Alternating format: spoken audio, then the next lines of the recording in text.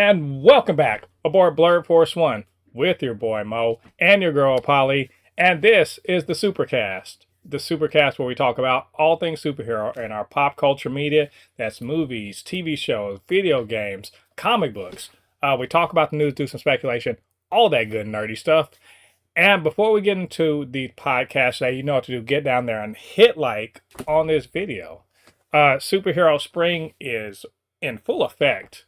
We're eating so good. Like I feel like I'm that kid in Matilda that had to eat the chocolate cake. It's just it's all my cheeks are stuffed with goodness because we have Daredevil, Born Again, Invincible, and The Boys rolling, and Cinemacon this week. Y'all, Cinemacon this week had some dope stuff announced or at least revealed that we didn't get to see. We just got to read about it. I feel like I feel like I'm reading like the captions, but I don't get to see the picture. Like, and but it's okay. I'm not jealous at all that I didn't go to No. CinemaCon. Anyway, we're going to talk about all of that, but before we do, of course, we have to say what's up, hello to our resident Reed Richards truther, loyal Doom subject, and of course our comic book aficionado. That's Polly. Polly, how you doing? I'm doing good. Well, doing some nerdy stuff, reading some comics, watching some TV. Haven't watched anything. Haven't watched anything new. Actually, I actually did spend the whole week reading comics. That was You say you're telling us? Wow, I know. yeah, and people have been following. Some people have been following my journey with the Black Panther, which is enjoyable. Uh, and other than that, like things are good, fun, exciting. So many news from Oh, Cinemacon. I yeah. am I am not even mad a little bit that some people saw it and I didn't. Not salty at all. I'm It's perfectly fun. Yes, yes. And I know, a lot of people already mentioned that it's an event for industry, Hmm. for like industry members, people who work in the industry. So general audience, like like us, is usually not invited to this. Yeah. So I shouldn't feel bad, but I do feel bad because, well, why the hell did this industry professionals do all these leaks? How can we find out about these things? You do it quietly. You don't talk about it. Don't make me pissed off. This is like this is the pre San Diego Comic Con, I guess you could say.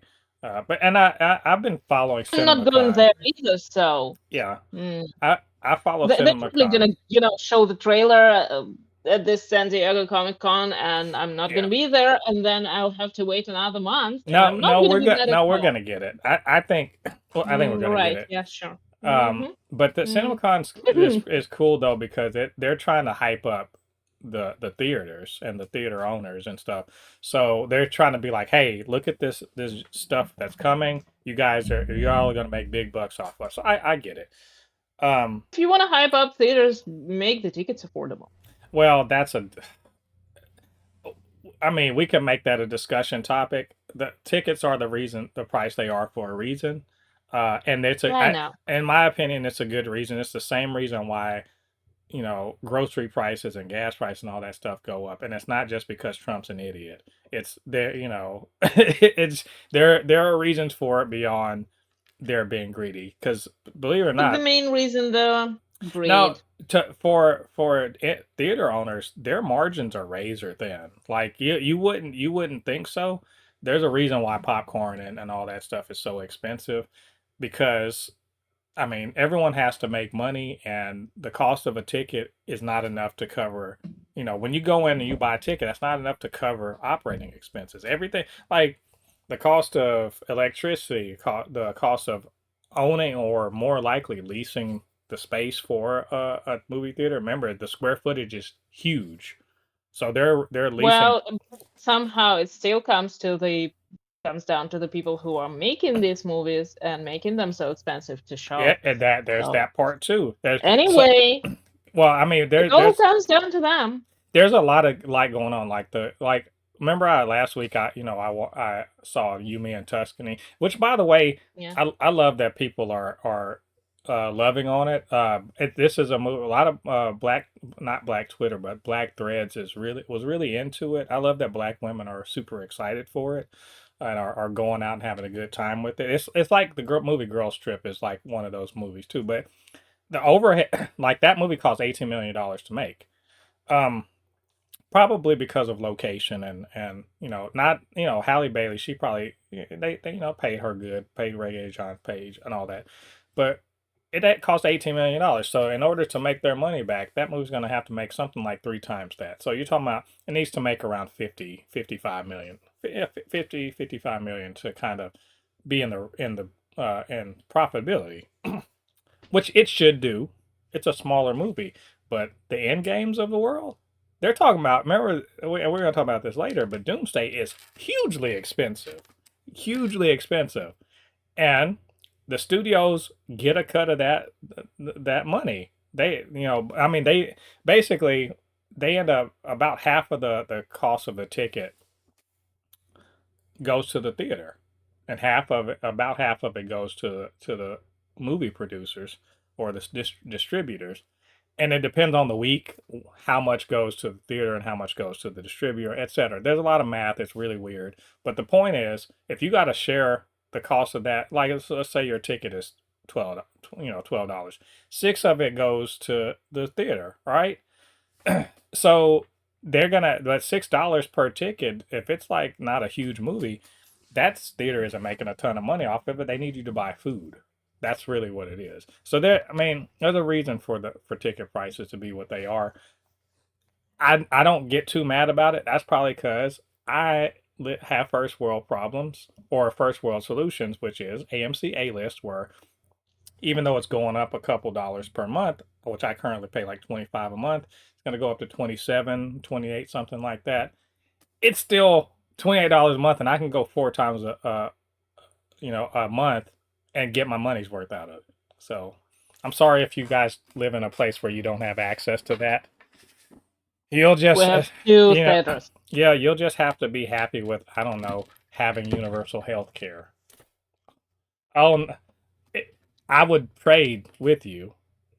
Trust me. I would trade with you to have universal health care. Anyway, um, Fair enough.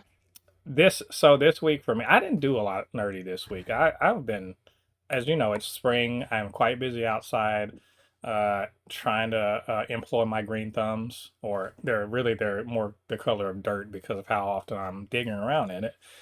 So I didn't really do a ton this week, nerdy. The only thing I have listed is Abbott Elementary, and I'm like, is that true? That's the only thing I did this week. That can't be right. It's watching Abbott Elementary. I didn't even go to the movies this week. I was just very busy uh, celebrating my aunt's birthday with her yesterday. So not much nerdy going on. Not really. I guess I'm pre-ordering Invincible Versus and being annoyed that I can't play it, but also not sure if my computer can play it. So we're gonna find out in a couple weeks It's a if whole it can. drama. Yeah, it's The, gonna the be classic gaming drama, you know. yeah, it's gonna be something. I do not want to upgrade this PC at all. I don't have the Do kind of not money. wanna, or like it's freaking expensive too. Yeah, it's actually expensive, and like basically what it is my processor is mostly fine, but my graphics card isn't. And so Yeah, that's the most part, though. yeah, thanks a lot, AI bros. Like y'all are fucking up the entire like PC gaming market. Like you can't find a GPU cheaply.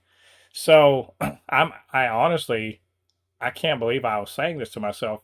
Do I need to get a PS5 just so I can like not have to worry about that shit?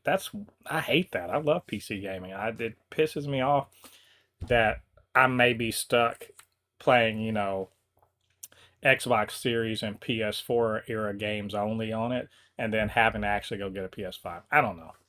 We're gonna find out. So anyway, yeah, like I said, not a whole lot of nerdy this week, but I'm gonna try to make up for it next week because I'm going to go see Michael with my daughter, and and all that other good stuff. The only other things I did is, of course, the TV shows we're supposed to watch this week. So we're gonna talk about those later. But you know what time it is? What time? You know what time it is? Could be nerding on a budget if you nerded on a budget. It is definitely nerding on a budget time because this week, as I like to do usually, I like to check out the stores and you know Amazon or whatever and see if I can get cheap stuff because I like collecting things. And you see all that stuff behind me, all that stuff behind me. It It didn't was get cheap. that. Yeah, it definitely was. I did, never paid full price as they say. So I do want to show you guys a few things that I got from Ross. I always shout out to Ross. But they had some cool stuff, and I got them for a pretty good price. Here's one. If it will focus, focus. It's Qui-Gon Jinn from what was it? Obi-Wan Kenobi. That the Obi-Wan show that everyone really really loved and thought was the best. But this is the Force Ghost one here. It was $6. That's a great buy. Uh, I should have bought like all four of them that I saw and then tried to put them Oh, on. for Obi-Wan's. Yeah, and put them on eBay, but I don't. I'm not a reseller, so I also found, which was really cool. I don't know when I'm gonna put this together, but I found this guy for $10, and you can kind of see him right here. It's a snap together like model kit. This is Dragon Ball Daima. That's the one where Goku and Vegeta and all them are turned into little kid version of themselves. I haven't watched it, but it's a really cool looking like diorama. $10. And finally, this is the dopest. I found this at Ross also, the Spider-Man No Way Home Electro, which was I bought it for $8. Should have been 6, but they didn't have a price tag on it, so they just charged it for the next type of toy that was available. But $8 for that? I looked it up. This is like $24 on Amazon, so that's a huge win. Will I be taking him out of the? But let me ask: Yes. will I be taking him out of this box? What do you think? Yeah. You're wrong. Yes. I will not be taking him out of the box. I can see No, him. you know who's I wrong? can see him. He's gonna sit on the shelf. Can you see him now? He's gonna be sitting on the shelf, protected Can from. you really see From him? he's gonna be Can protected you from see the into his elements. soul? This, by the way, this is the Electro. No. This is the Electro that's cooler than the version we got in Amazing Spider-Man 2. So good buys. $24 total for all of that. I know I'm not supposed to be spending money on stuff like this because I spent a lot over Christmas. I spent a lot, but I couldn't help myself. I had to do it. So you guys keep an eye out on Ross, Amazon, Big Bad Toy Store. If you got some ideas or places to find cool cheap toys, let me know because I'm trying to. I don't know if it looks like it. I don't think I have enough. Do you think I got enough? I don't think I got enough. No. There's always room for more. Enough is not a word we use. Yeah, not I mean, if the world is burning down, I need these things to make me feel something. That's all I'm saying. Or to So like reenact the end of the world. well, I mean, if I'm gotta live in a dystopian future, can I at least have action figures? That's all. Sure. So of course that means that our next thing is going to be Polly has issues. That's our segment where our resident comic book aficionado tells us all about the comics she's been checking out over the last week, which, mind you, is a lot. Like when Polly has issues, and I'm not kidding. She's deep. She's like that bookworm that's walking with the book while walking down the street. Like she's got just nothing but comics. I don't know how you do it. It's very impressive. But that said, what you been reading this week? Well, I've been reading Black Panther, obviously, because like as everyone saw already, that I finished the what was it? Rainbow Rowell's She-Hulk. So I had to do the next vote, and the community voted, and somehow, I mean, Black Panther is very cool. I thought Spider-Man would win because the options were Spider-Man, Black Panther, the Avengers, and Iron Man. Iron Man got like only 2 votes, I think. Yeah, just shocking, right?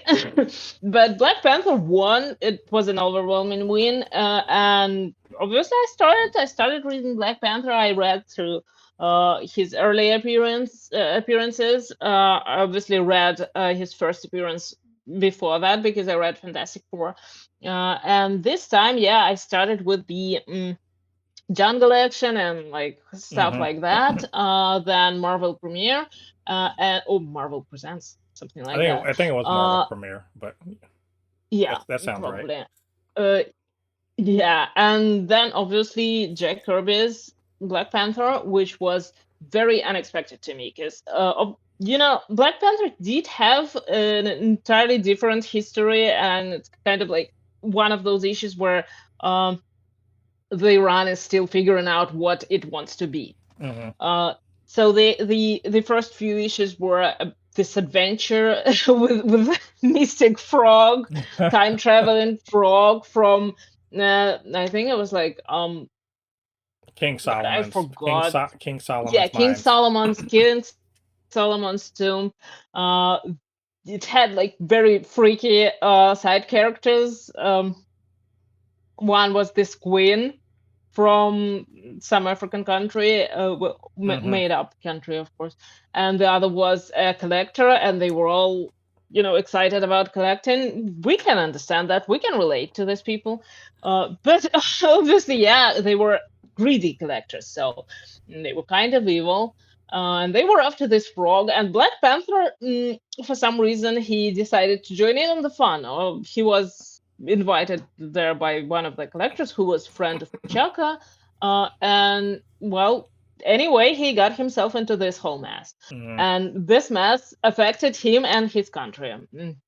So he shouldn't have done that, obviously. But the run kind of portrayed him as this Indiana Jones type, superhero Right. slash slash archaeologist or whatever. It is uncharacteristic, I would say, because this is not the Black Panther we know now, and this is definitely not the Black Panther we enjoy. It is still fun. It has like really interesting art, interesting depiction of Wakanda and African countries in general.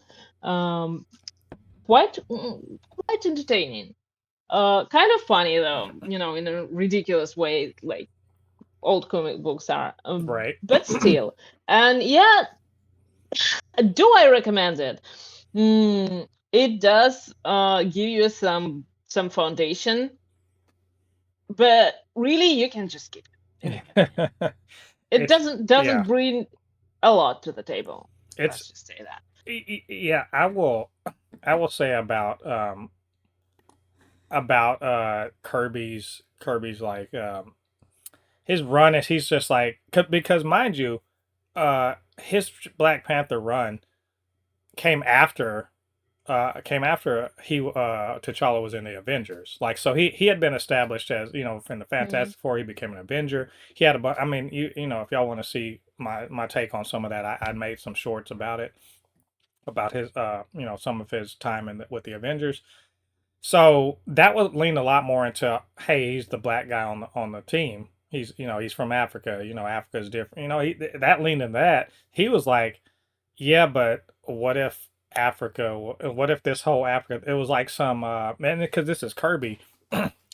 What if Africa was more like yeah an exotic place where actually if you peel back the leaves of the jungle you actually see some oddly futuristic cities and like weird science and like all this magic and shit like that. He leaned way more because this is Kirby. He's that's his his thing. He leans more into that than he doesn't give a shit about the racial stuff. He doesn't care about that at all. It's like it's like it's just like an element that he has to acknowledge, but he's like, but for real though, there's some weird shit going on over here. Check it out. And so that's where we get some of the more fantastical elements that do come into the Black Panther mythos. But a lot of the later writers sort of ignore it because they're just like, Well, they definitely ignore the lore that we got there because Black Panther had this whole other family. yeah, he, There was like some cousins or aunties or whatever, was a whole crew, and they called themselves the Three Musketeers, which doesn't make sense at all. yeah, Because why would they? And they were the Panther Clan, and the Panther Clan meant something different. yeah, And but in general, like the things that we got from this older comics, including the 90s comics, because that's where we got the Black Panther with like Green Panther eyes, and that is pretty creepy. But and I did enjoy it for what it's worth, because it was original, it was bright, it was kind of funny at times, but it still did, it's, you still feel that the people back then didn't know shit about Africa.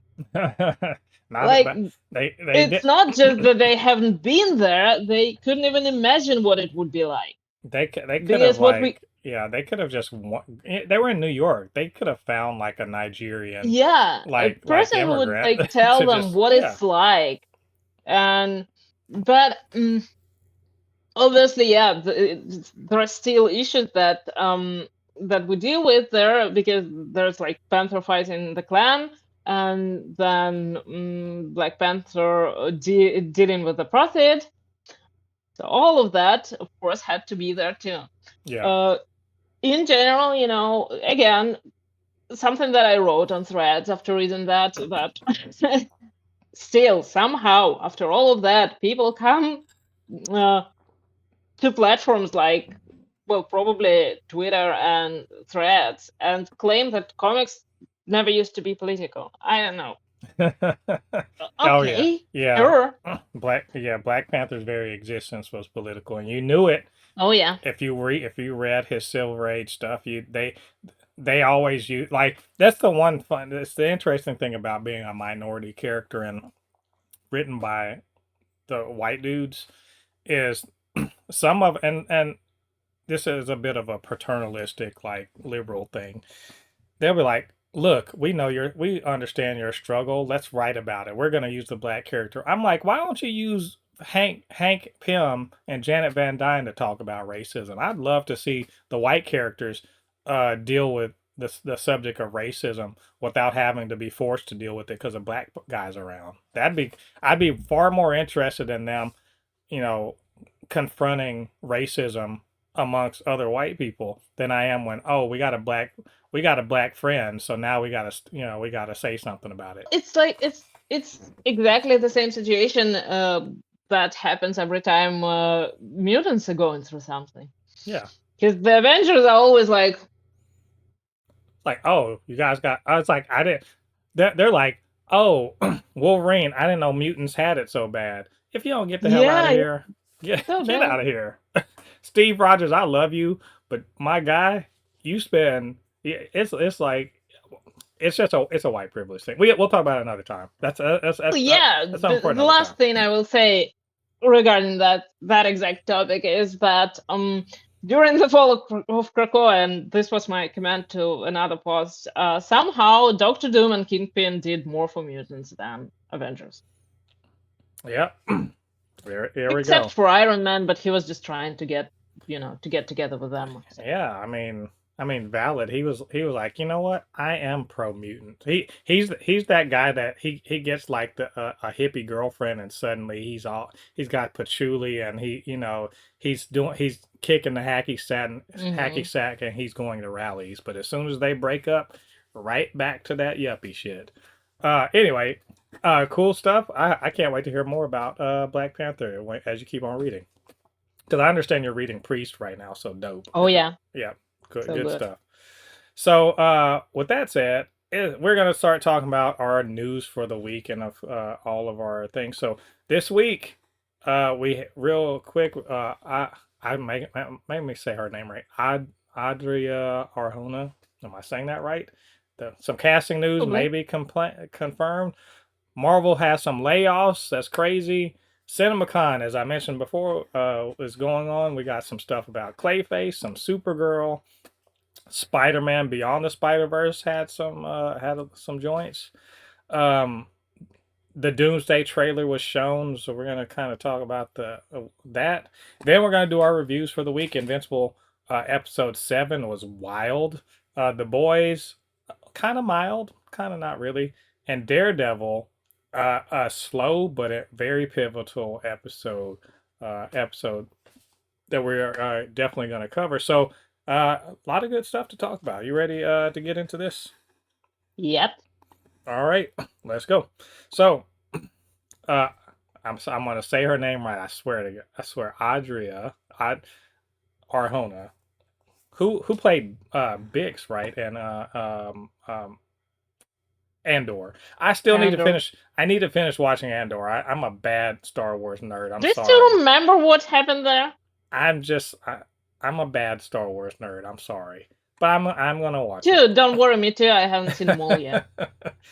But she's kind of hot right now. I think in Hollywood in part because of Andor, and there's been rumors circulating about her, testing for a role in the DCU. And we talked about it last And week. Man of Yeah, Tomorrow. for Man of Tomorrow. We talked about it last week. It's Deadline and Hollywood Reporter confirmed that she has been cast to join in the DCU. And James Gunn hadn't said anything. Not a word. He didn't say, this is ridiculous. Like, remember last week he was just like, guys, y'all just this official stuff. None of this is official. Y'all, what are y'all talking about? And here's the thing. Wow. I want y'all to remember something he said. He's like, I don't even know, like two of these people. I don't even know who these people are. I've worked with one of them, and then he was at Adria. She's great. We love her and everything. He said her name specifically and was like, because I think he's worked. She was in one of his movies. I think the Belko Experiment. So he's like, she's great and we love her, but none of this is confirmed. And then as soon as remember, 4 hours later, they were like, oh, these two people are she was still the one that was in the running for her, right? They've been screen testing. Well, this again a few days ago they said it's officially happened, and James Gunn said one word. he he must have uninstalled Threads or something. I don't know. It's maybe his phone. What's he supposed to say? What's he supposed to say? Yeah. Now it's confirmed. Yeah, well, maybe he dropped his phone in the toilet and it's just been sitting in rice for a few days or something. Like, I don't know. He ain't said anything, which to me, the silence is deafening. I think like Hollywood Reporter and Deadline and Variety are saying this. So you gonna tell me all three? Variety would say anything. Well, me and Variety, we got beef, but we'll talk about that another time. But yes, that they're the trades, the mainstream trades. These are the ones that are the most reliable. If they say something, 99 times out of 100, it's right. So they're saying it. He's not denying it. We don't know who she's playing, but she's going to be somebody. And some people are like, maybe she's Wonder Woman. And other people like maybe she's Maxima, who nobody knows about, unless you're a DC comic book fan. Either way, it seems like she's part of the DCU. I don't know. You think you think they're on point? And also, do you think it's Wonder Woman? I kind of like, I don't know, because I've seen her fan cast as Wonder Woman a lot, and but I do think that I'm not sure. You know what? Maxima from the description is kind of an interesting Basically character. Doesn't she sound basically like Wonder Woman? Kind of like Wonder Woman. Well, she's an interesting character. She could bring a lot to the table. Kind of like give a story some interesting directions. Wonder Woman would be obvious, but also I'm not sure. I think that it is what it is. Maybe it is Wonder Woman. So who knows? I don't know until James Gunn actually his phone dries and is in working condition again. We will not know anything. But I choose to kind of wait for the official confirmation, Hmm. because you never know. Also, Yeah. I don't practically care whether it's like one or the other character, because I know that the finished product is probably gonna be good. So I'm up for anything. That's Right. Yeah. I'll just wait. I'll be fine as long as they don't show the trailer to a group of people that is not us. Yeah, I was trying to remember. I think I saw a picture of her posted of her like that, because all these actors, whenever they're in a comic book universe, they'll be like, I'm in the gym getting ripped for this role. And that'll be kind of their little sideways way of saying, yes, I'm in a superhero thing, right? Like, oh, taking a picture of themselves in the gym. And I think I saw a picture of her in the gym. So I was like, I mean, But I don't was think she you like, need. was it like a jog, or was she lifting weights? No, she was in the gym. Like, you know how like you take a gym selfie. Yeah, That's but what. in a gym, there's a lot to do in a gym. You can No, just be there. I just walk past the gym, so yeah, maybe, that's but the thing you can do in the gym. I could walk in. she had her little workout clothes on, but who knows? But I don't think she Yeah, needs I'm that. wearing sports uniform right now. I don't know that she needed to get Doesn't ripped. mean shit. I don't think she needed to get ripped for the Thomas Crown Affair, which is the next thing she's going to be in, by the way, with Michael B. Oh, Jordan. that's the one with Michael B. Yeah, Jordan. Yeah, but and it is his movie, I think. I don't think she has to be ripped for that. But I mean, maybe they're going in I a don't know. If I yeah, it could was be. if I was playing a role with Michael B. Jordan, I would try to get rid. You Yeah. know what? Not missing my chance. Um.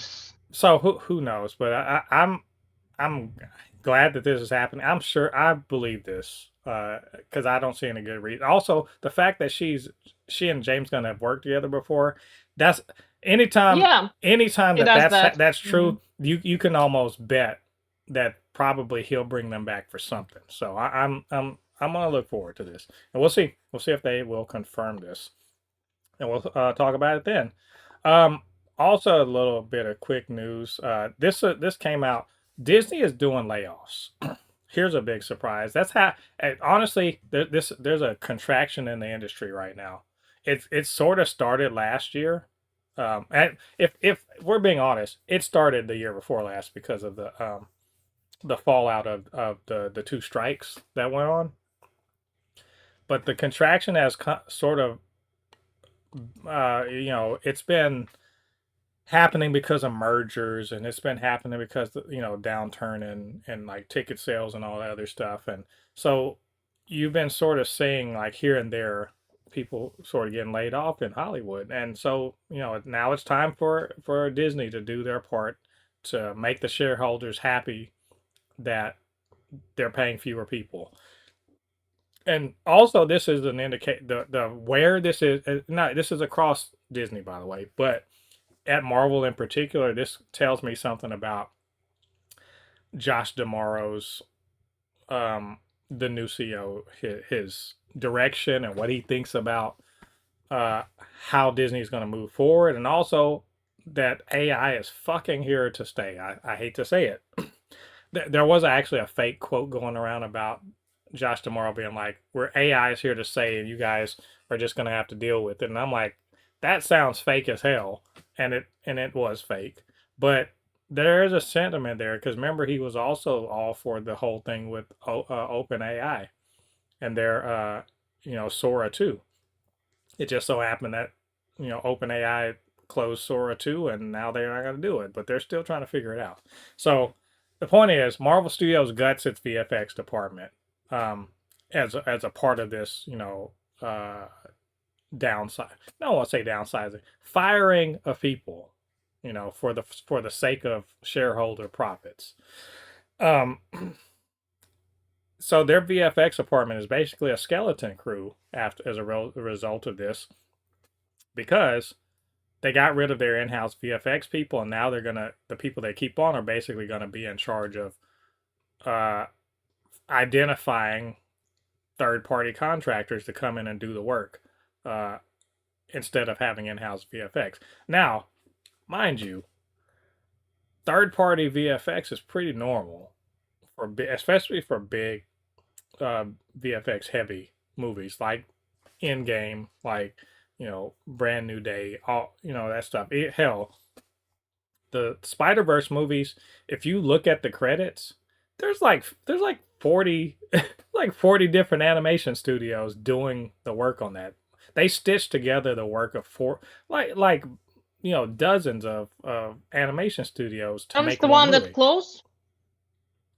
Say it again. It's the one that closed. The one, I mean, did one close The animation studio. I think so. Yeah, I think there that was the animation there's been studio, a the few, main one. yeah, there's been a few ones that whose animation studios have closed after having delivered a great movie. It's shit is wild, but and I get it. It costs a lot of money to make these movies, and so they're just like, it'll be cheaper if you think about it from a business perspective. It sort of makes sense to outsource your work because then you instead of just paying people salaries, you like if you have like let's say 500 people on salary doing VFX for your studio, that's 500 people you for sure have to pay a certain amount of money, right? But if you outsource it and put it out to bid, you could theoretically pay less by making third parties compete with each other and try to go to the lowest price possible. But that also, in my opinion, that's bad too because essentially what you're doing is you just give them money. You don't care how much crunch or anything they got to do to make it happen, right? And so it leads to I think, some terrible things. But they gutted their VFX department, and I don't love it. I don't like this. Actually, I don't like this at all. An in-house VFX department is a good thing, and this is really to me. This really just looks like trimming the numbers so that the shareholders will be happy, and I don't think it'll lead to better outcomes. I think it'll lead to whatever okay outcomes that'll satisfy everybody, all the shareholders, but not the fans. I don't know. Am I overthinking this? Am I reaching too hard for this? I mean, I wouldn't say so because first and foremost, it's not just people who like do CGI and stuff like that, like literal visual effects. It's the people who do character designs and like this concept arts.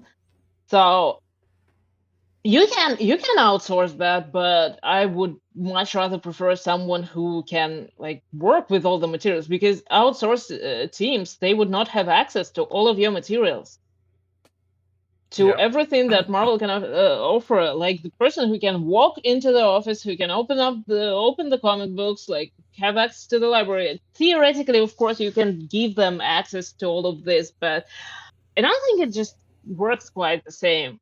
And besides, I don't quite believe that they don't have the money to pay these people. Oh, they have the money. They just don't want to. Yeah, They just they don't want want to to. pay it. And again, I have seen a quote about I think that like it. I don't remember whether it mentioned AI specifically. It was not the fake quote, but it kind of indicated that they are moving specifically towards outsourcing these tasks as opposed to AI.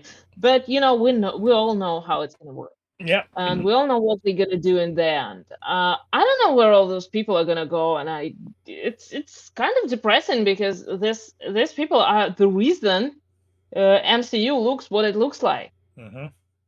And the all those bros who are praising AI slop, I don't think they really are gonna enjoy seeing that same slop in the movie theater. Right. So listening to them is shooting your own food or whatever. Uh, but in general, it's just horrible because this is happening across all industries. I don't know. Yeah. This does tie back to what There we is no way to yeah. stop that either. So This ties back to what I was saying earlier about the price of the cost of tickets and the cost of movies and it's people's buying habits. I mean, there's a lot of relationships between the economy being what it is and the cost of doing business. And I get it. And the shareholders, they want their, as I always say, they want their dividends. They don't give a shit about, they could care less about quality of product. They want their dividends. So this is this is a way to make them happy on the short term. And it makes it harder for the people that are still there. That skeleton crew is going to be working their ass off because now their job isn't, yeah, they still have to sort of do character design and all that shit. But some of them, I'd say a decent amount of them are not going to be hands on VFX artists. They're going to be the managers of the VFX artists who are going to have to turn around and identify these smaller, third party studios to do the work. most of them, they would probably often go back to the same artist they just fired. Exactly. They're really doing That is was the they're firing people and turning them into contractors. Basically, they don't want them on Disney payroll. They want to because then that's they want to be able to just keep the same people that work on them, but instead of having them as full-time employees that they are required to give benefits to, now they're just contractors and they got to figure their own shit out. I think this is a uniquely American thing too, because again, in places that have actual good health care, that's not an issue. It's their health care is taken care of. In America, it's tied to where you work. So there are aspects of it. It's really shitty. That's all I'm trying to say. I get it that and I mean, they're not necessarily going to hire American artists yeah, because there are artists in countries that cheaper. yep. So I don't love this, but Disney and Marvel has been doing so much bullshit in this area that it's hard to maintain outrage, if that makes sense, because like they're always shitty. They like I love Marvel output. I do not love the way they do business. It's just true. And I I don't know if Feige knows, or I'm pretty sure he knows. I don't know if he cares enough, or if he's just playing ball because he's the executive. But Marvel, they're terrible about a lot of this stuff. So anyway, I guess we'll keep an eye on this, and fingers crossed the VFX over the next few years doesn't get worse. It'll be all Scar from She-Hulk all the time, I guess. Which that was no That hair, God. So that hair should not be on a person. yeah. So let's move on to another. Let's talk about Cinemacon. This is the industry, I guess, convention where they're telling the not distributors, the theater people, Patting each other on the back. this is the dope stuff that you guys kept to look forward to. Get ready to push all of this. One of the things they're going to be pushing is DC Studios Clayface, which I'm super excited for. I like body horror, and I like Clayface, and I like Batman and Animated Series, which apparently this whole thing was kind of like based on an episode of Batman the Animated Series. So either way, they cast the guy. I think, did they finish filming? I don't think they're filming right now, but I think they finished filming. Anyway, point being, they showed some footage at Cinemacon, and we don't get to see it. All we can do is sit there and talk about about what they said they saw. So let's talk about. Let's see. I wrote it. I wrote it all down here. that if there you see a severely disfigured man wrapped in bandages in a hospital bed. The camera slowly moves in on his face as the footage rapidly flashes back and forth from random scenes. including one that shows Tom Reese Harris regular face as Matt Hagen, the same face melting, someone wandering around a neon lit circus, and moments of the experience that changed him forever. The coolest moment for fans featured the shadow of Clayface against an alley wall with his arm forming into his iconic spiked mace hand. Um, the final shot sees Matt lying in a bathtub, wiping his face, which erases all features, leaving him with a melted blank face. God damn it, I wanted to see that. That sounds cool as hell. I mean, honestly, that sounds exactly like what I wanted. The only way they could make it better is if they had the Batman the Animated Series, you know, intro music kind of playing in the background while I read that. That sounds like really cool. My only concern is, are normies gonna be like rolling up in here thinking Batman's gonna be in it? I wonder. Probably, yeah. Yeah, because they're gonna be very disappointed. This is not about Batman. I think I was mentioning this to somebody at work, and I was like, "Nah, Batman's not gonna be in it. No Batman." Anyway, I think that's a cool description. What do you think?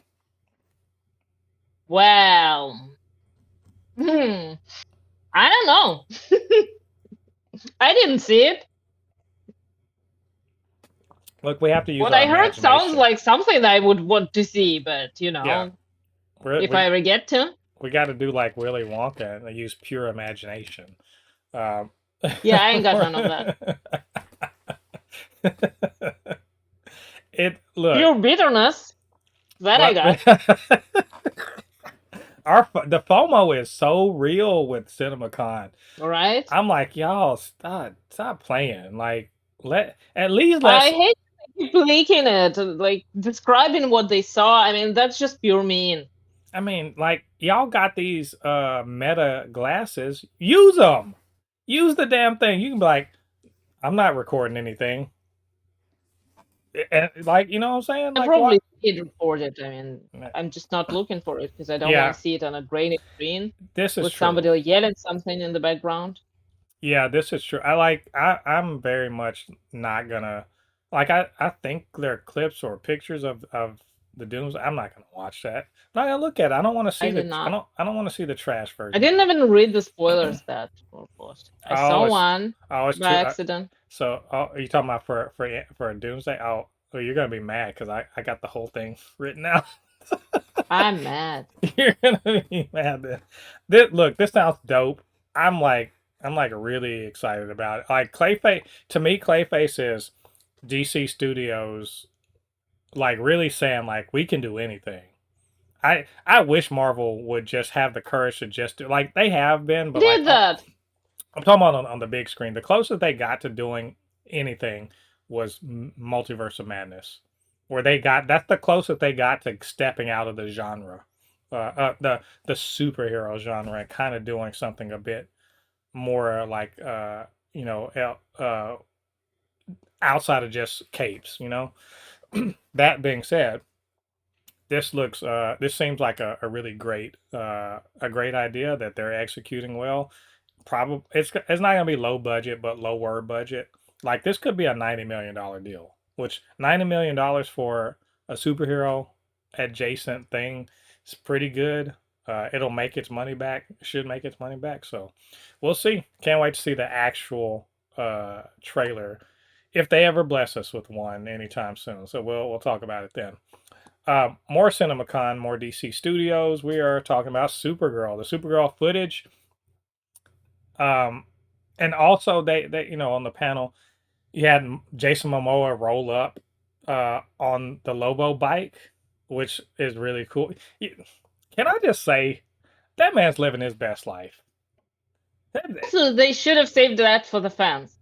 Yeah, that it's true, but you know, the industry they're not supposed to care about this. The funny thing that's their job. The funny thing about Cinemacon, I think it's mostly industry, but people like John Campea getting like if you are to get a press pass, you basically have to be press or a theater, you know, owner, or or Should I you're buy a theater? or you're in yeah, you should buy a theater. So press, theater, or like concessions, because it's all about the industry, right? And so people like John Campia and I think Straw Hat Goofy was there, but because they're kind of influencers, they're sort of in the industry. So, but the fact that influencers and small like YouTubers, or not small but medium sized whatever YouTubers can, as long as they pay the money to get the pass, they can go. It's becoming a bit more fan oriented than it was maybe like 10 years ago, and I'm cool with that. So they are starting to have, because they're trying to get, the thing is that they're trying to get us hyped up, us regular fans, because if we're hyped, we're going to go to the theater, right? So they can't just hype up the theater people. They have to hype up the fans. And that's what the influencers and YouTubers and press are there for, is to get us hyped. So that the industry will be like, look, everyone really gives a shit about this movie. You guys better, you But know, we're going anyway. we are, but not the normie. We got to get the normies excited. So They wouldn't be excited because they saw Lobo on a bike. they won't, but Lobo's such a cool looking, like he's just a cool looking character. That's visually speaking, he catches the eye. And that's really a huge thing for normies, because they don't know anything about these characters. So you got to catch their eye. And that he's on a motorcycle and he's swinging a chain around. He looks cool, right? But also, Supergirl looks cool. There's a lot of, so they showed some footage. Again, we don't have that footage. What we do have is a play-by-play, as if we're watching a as if we're watching a sport, or not watching a sport. We're listening to somebody No, you actually tell us watch about, sports. like we're listening to somebody tell us about a sport that they were watching. Um, No, that's horrible. That's the worst thing ever. Look, we can't all be right there, so someone's got to be there to tell us what's going on. This is really long. I don't know if I want to read all of it. But there's, so we saw in the trailer that she was waiting on like a bus or something. It's so like kind of a space bus, I guess you could say. And so she ends up on it, and then she kind of gets, you know, put into a fight, where what's her name? Ruthie Marie Noel, uh, kind of is kind of getting harassed by another person on the bus, and then Kara's like, leave her the hell alone. And then From the comics now. there's a hijacking by some pirates, and then she kind of gets into it and starts fighting, and she, you know, but she doesn't have her. She's not strong because she has been under a red sun, and there's a she's still kicking ass, right? But she's just not as strong as she should be, and she tries to convince the bus driver to get her close to the yellow sun that's outside, but he's just like too scared to do it. So she ends up getting thrown out of an airlock, and then they're like, "Ha, we won!" Right? And then I was just like, "Yeah, about that." And then she flies back in and kind of whoops ass. Um, it sounds amazing. Let me say, it sounds really cool, and I can tell that sequence is going to be that's going to be one of the main set pieces of the movie. It's probably if I'm being honest, it's probably the main set piece of the first act of the movie, because it's going to be a big action sequence where she's kind of kicking ass and showing her character, and her attitude's going to bleed through as she's beating the shit out of these guys. Um, and then after that, they kind of have a sizzle reel where there's Lobo and some Superman a little bit, some shots from Krypton and all that stuff. This sounds like it was a dope trailer, like a really really good trailer. Um, so much so that, like you, I'm sort of mad. Like, just release the fucking trailer, man. Stop. Why y'all do this? Well, at least we have seen the trailer for this. No, I mean like this. I want to see this scene now. I don't really want to see too much now that I've seen the trailer. Hmm. So I'm good with it. That's fair. That sounds like half of this scene is lifted from the comics, and the other half is just pretty natural thing I to love expect. that. So I that love is that. okay. I'm not mad. I what's I don't want to say it's mind blowing. That's not quite right. What's very gratifying to me is that Tom King wrote a story, and Bilquis Evely, they created a comic that was already cinematic enough that you didn't really have to fuck with it too much to make it a movie. That's and it's a great, again, we've talked about on the show. It's a great comic. You should read it. You know, any way you can read it for free. I think on the DC Universe Infinite app. You probably could check it out from your library if you can do that. However you can get to it, read it. It's dope. But the fact is that this does feel like they literally just lifted it straight from the comics and put it into, live action format, and it works. I love that. um and they're just getting us excited. Like I cannot wait. This is June, right? I ain't coming out in June. Is it right before? It's before. It comes out before Brand New Day because Brand New Day is July 31st. So this comes out in like late June. I love it. I can't wait to see it. I'm super excited for this. Uh, Same. um, After that, we do have more Cinemacon stuff. This is earlier in the week on Cinemacon. They were talking about Beyond the Spider Verse, which is it gonna when did the second one come out? Was it 21? At this point, I'm just happy that they reminded us that it does come out. Did it come out? Wait, okay, wait a minute. It's just like the end of this year. Because So the first one came out in 18. The next one came out 5 years later, which was 20. So yeah, it's going to be about 4 years since the last one came out. And they've been cooking apparently. They showed us like a few. We didn't get in. They didn't have any actual footage. They didn't show any actual footage or anything. They just showed some stills from the movie, and I could have them as posters on the wall, to be honest. They look so good. Like I'm so hyped for this movie. I love the Spider-Verse. I love the Spider-Verse movies.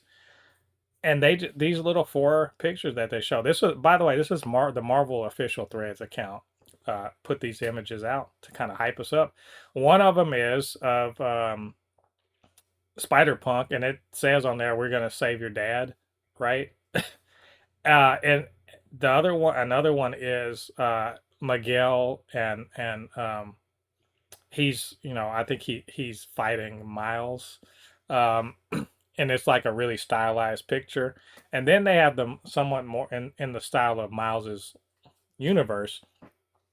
They have a picture of him and of his uncle and his dad, kind of when they were younger in the car together. So I'm like, I don't even know the context of that. I need to know what the context of that is, but it's obviously pre-Prowler, Uncle Aaron, right?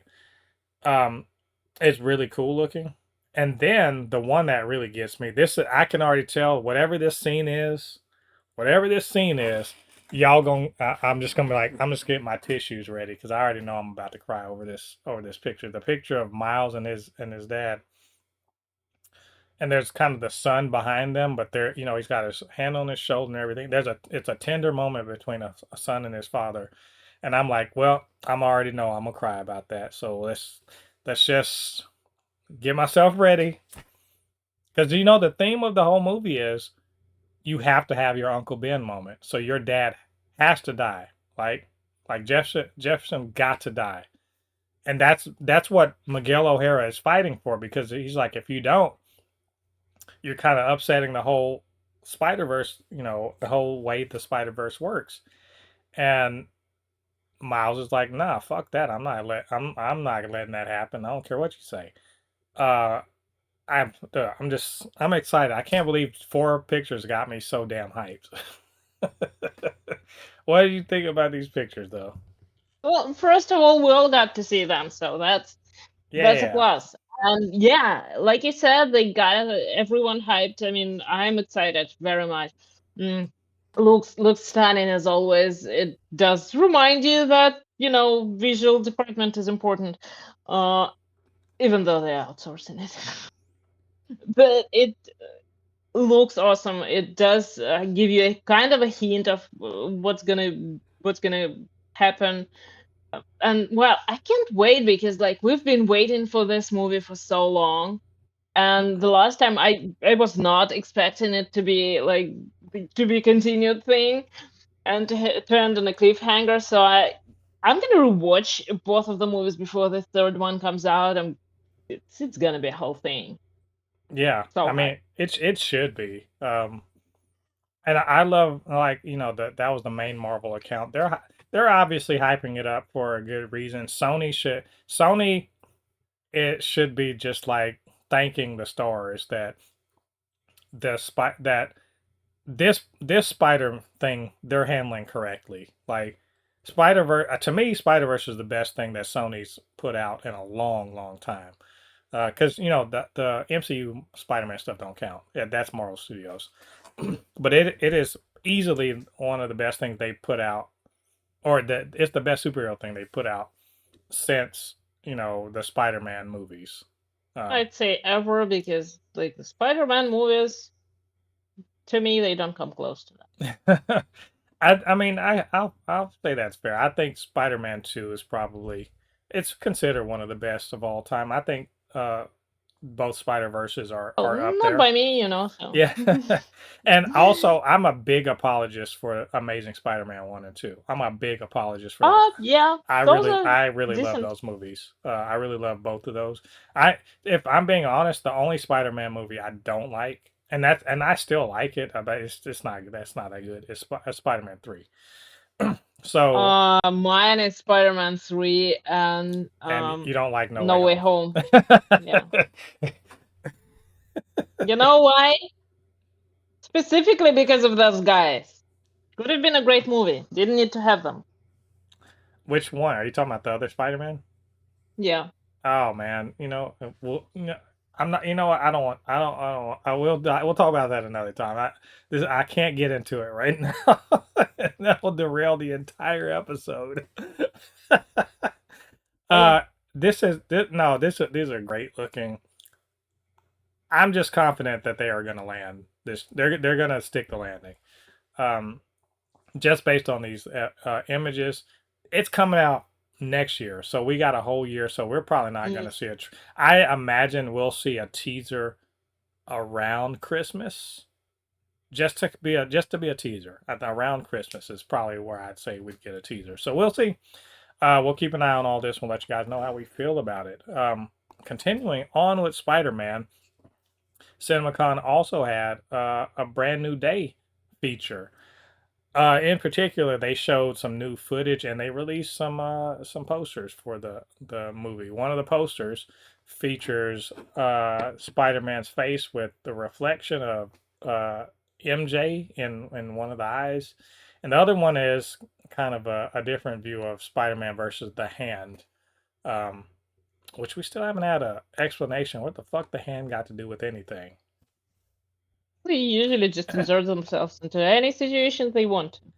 And am I wrong? No, I think I'm wrong about this. I felt like I saw a Daredevil Born Again image that it looked like Wilson Fisk was beating up some people in red, but I don't think they were the Hand. I think they were Daredevil people. You know how people are like, oh, um, not Yeah, Daredevil and yeah, dress up like him. yeah, like kind of like in Batman, Oh yeah, yeah, in the that Dark that Knight. actually does happen in comics, so could be that. Yeah, I think that's more. But either way, the Hand, he's fighting them. But more importantly, they showed some footage, like just a clip of, um, it's Peter and he kind of he runs into because you remember we saw I think they expanded on the whole Ned and going to that party and everything like that, and he gets to see MJ kissing her new boyfriend. So it's basically more or less some of the stuff like an expanded version of what we saw a bit uh, from the teaser trailer they put out. Um, it's look they're doing what they're supposed to do. They're hyping up the movie because well, one it's Sony, so they got their own they're the distributor. They have their own marketing department, and they want another $1 billion movie. Which do you want to put a bet on this? You think they'll make $1 billion? I think they're gonna make a billion. Probably, yeah. Yeah, it's probably a billion. Everyone loves Spider-Man. They're hyping it up. So good for them for really kind of getting everybody hyped up for it. Um, because it's coming out within a few months. But this sounds good. It sounds very promising. What do you think? I mean, I don't think it's. Honestly, I don't think it's too much more than what we already knew. But Again, yeah. So it's not upsetting. yeah, I mean, I'm again also excited for this one. Also, really happy that it all comes out when we already have seen some footage from the movie. Mm, and I've seen people like comment, there are always some people disappointed with what they saw, what they got to see. But in my opinion, I'm expecting a good story. I want yeah. it to be a good story. I'm all invested, and I think that again, I said that, and I think I said it a few times. This movie is probably gonna be what No Way Home was supposed to be. And I'm happy about that. So I'm ready to enjoy it and to love it. Yeah. Oh, I forgot to mention one aspect of the scene, the expanded scene, was Peter and Ned, which is interesting that they're just neighbors. They don't really know each other, but he's getting to know them, and they're hitting it off as being friendly, and they're talking about who could Spider-Man be, because apparently Ned remembers being saved by Spider-Man. He just doesn't know who Spider-Man is for obvious reason. So he thinks that whoever Spider-Man is went to Midtown High, which yeah, that's like yeah, the way MJ figured it out too. But he thinks that it was either Flash or it was the teacher. I forget the guy's name, but the teacher whose wife pretended to be blipped. Yeah. It's one of the two of them. And I can already tell, like, I don't even have to see the scene to know the way Tom Holland played it. Like he was just sort of like, oh yeah, yeah, like, oh really, those guys. I mean, yeah, it could have been. I mean, yeah, probably. I don't know. And because Flash doesn't, I mean, not Flash, Ned doesn't remember that they went to school together. Obviously, Peter's not a real option, for the possibility. It sounds like a fun interaction. Uh, Everything about Peter's life in this sounds miserable. Like he is trying to get a job, he can't get any references. He's trying to go to college, he nobody remembers him in high school. yeah, Uh, some and you know what? But it's still very creepy for me that he knows who MJ and Ned are. They don't know who he is, and he just gets an apartment next to them.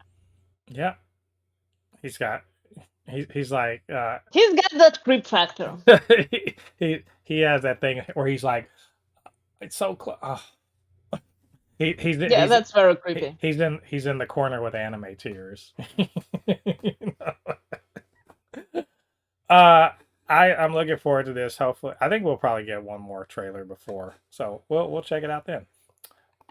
So that leaves us with the trailer you really care about that we didn't get to see, which was the Doomsday trailer.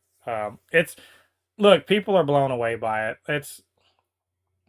They Good should for be. them. I mean, yeah, you're So like happy. happy for you're doing the meme. You're doing the FOMO so real, but you know what? I think we're gonna get it. So somebody was like, "Well, they're gonna wait till Comic-Con." I'm like, "You motherfuckers! It is April. Comic-Con is not till fucking July. Like, don't do They that. don't care. Don't They don't already saw it. don't do that to us." So should I go through the entirety of the trailer? I don't know. Go ahead. Because it's very long. Unfortunately, You it's a got time. uh It's not like we're gonna, miss the trailer or anything. but let's say about the trailer. So they showed it. Robert Downey Jr., Chris Evans were there. The Russos were out there. Kind of they were in green. At least Downey and Evans were in green stuff. I don't know why the Russos like this is the difference between actors and like everybody else behind the camera. And they came out with image in mind. Like at least let's be on theme. These guys just came out in their regular ass clothes. I'm like, come on, y'all. Y'all are millionaires. Dress like it. Anyway, Wear a um, crown. do something, y'all. I mean, you Just guys do that. just. But they said they came out. They had a panel. They talked about it. They showed the footage. We found out that Marvel's not moving the date of Doomsday. They're sticking with it. Okay, we're gonna get. Well, they found a workaround. Did they though? We're gonna have. They announced this thing called Infinity Vision, and you might be thinking, "Wow, that sounds futuristic and amazing." Is it an IMAX killer? It's not. It's not an IMAX killer. You know the It's plus extra $10 to a ticket though. if it does, that'd be hilarious because it's not going to apply to me because I have a list. But what Infinity Vision apparently is, where it's in partnership with theaters, and which makes sense that they announce it at Cinemacon because the theater people are there, and it's a bit of a weird backhanded way of saying theater owners, y'all need to be showing the movies the way they're supposed to be shown. Turn the fucking bulbs up correctly because they dim the bulbs to save money, to save them, to keep them lasting longer. And it's so it because I'll watch a movie and it'll be dim as shit, and I'm like, why is it? This is already the color grading on this is already kind of grayish. Now it's hard to see because of how dim the bulbs are. They're trying to save money. So Infinity Vision is like we're we're partnering with these theaters, and it guaranteed that they're as bright and as clear as they're supposed to be. So it's not an IMAX killer. It's a hey, this is the way it's actually supposed to be. Guarantee, I guess you could say. Cool, I guess. It's not gonna. If you let us use the IMAX screens and Yeah, kick the Dune out. yeah, they won't. So okay, they're forfeiting IMAX revenue, and they're trying to make it sound good that they're like, ooh, these are Infinity Vision certified. Cool, I guess. Um, they also said that this trailer that they showed is going to play in front of Devil Wears Prada 2, which I will not be going to see because it's just not a movie for me. But hey, I will sneak into it to see that trailer. Damn it! Whenever this plays, I will go. I will go I so don't care about that movie. yeah. In fact I might even buy a ticket just so I can just go stand in there and I'm like, okay, cool, bye. I saw the trailer, cool. So it is going to be in front of Devil Wars Prada 2, and then like a week later, it's supposed to be online. Okay, let me find out when that is. So this is all the preface for this.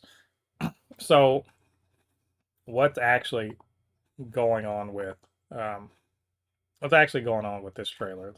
Let's talk about what was shown in it. Which, by the way, it sounds very cool, and it's leaning deep into what the Avengers are, as we expect. X-Men focus. That's one thing. Apparently, there's the ruins of the X Mansion, and the quote is, "Something's coming. Something we may not be able to deter over the ruins of the X Mansion." Guys, it's just Doom. You kicked his ass 100 times. Not in this reality. It says we see Doctor Doom kneeling and his face looks scarred. Thank God. Thor remarks that he's fought many enemies and threats that scare him less than this, saying all of his heroes and friends died. Everything they sacrificed will mean nothing if the group that he's talking to, doesn't stand together. And we get footage of Thor approaching Doom with Stormbreaker. The Fantastic Four meet the MCU heroes, which I think that's Sam Wilson and Bucky and whatever. And apparently they go to Avengers Tower or something like that. Gambit and Shang-Chi are fighting. Why? I don't know, but Each that other which or by the just way, in general? which by the way, that shouldn't even be a real fight. I don't give a fuck how badass Gambit is hand to hand. Shang-Chi should work him easily. That's not even. Why would Gambit ever let him come close? It wouldn't even. The thing is, it wouldn't even matter. Like, remember, Shang-Chi's got the rings too. Those. Well, technically Gambit can charge the rings. It's beautiful that Gambit thinks that he might be able to hold. He might be able to stand with Also, he Shang-Chi. can beat them off with his boss tape. That's. I want to see the fight. I'm just saying I'm skeptical of Gambit being able to stand up to him. Um, Mystique turns into Yelena. That's an interesting. Okay. I Just, it's two but two let's just not trying to, roundhouse kick Storm or anything. something. I don't know. But Wisen up. that's two great flavors in one. This sounds to me like is Mystique working with Doom? Could be. Uh, the Thor leaps at Doom with Stormbreaker, and Doom stops it. I feel like that's a. I don't know if this is true, but that sounds like something that actually comes from the comics, because we know Doom's magical ability is so significant. He could actually do that. I think he could actually do it. And then the last line I see here says Steve Rogers approaches Thor and says, "Hey, pal," and Thor says, "It's not possible." Then Steve reaches for Mjolnir and it leaves Thor's hand and comes to his. So I'm mad that I didn't get to see this. That sounds amazing. Like all it, you could tell whoever cut this trailer, they were like they were going for maximum hype. Like every aspect of that trailer, even the smallest little scenes that was described was going for max hype. Like they're like we have this is a they say that the budget of this is $400 million and that they're expecting to spend 300 million on marketing. All of that sounds correct to me. Like the size and scope of this movie and how big of a swing that Marvel Studios feels like they have to make when it comes to an Avengers movie, that sounds right. And so this trailer has got to be 100% hype. Like every aspect, and they can't waste any time on real story. They can't tell you what's actually going on. All they can do is show you dope shit. And if that's what happened just from this description, it's just all dope shit. For however Wish we could have seen it. yeah, it would have been cool. It just the description is cool. So anyway, um, Polly, I know you're seething on the inside because you didn't get to see this, but just the description. How hyped are you now? I was hyped before. I don't know if I can get any more hyped for this because, like, just show us something, okay? Show us something we can talk about. Just don't tell us. That's the opposite of what I want. This look, this what they call rage baiting. This is like Yeah. this is like high tier rage baiting because the rage is how dare y'all not let us see this? Like this is ridiculous.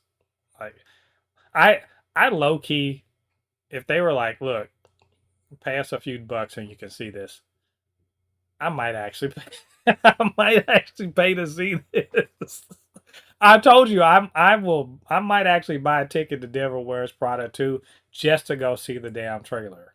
That's how what level it is with me.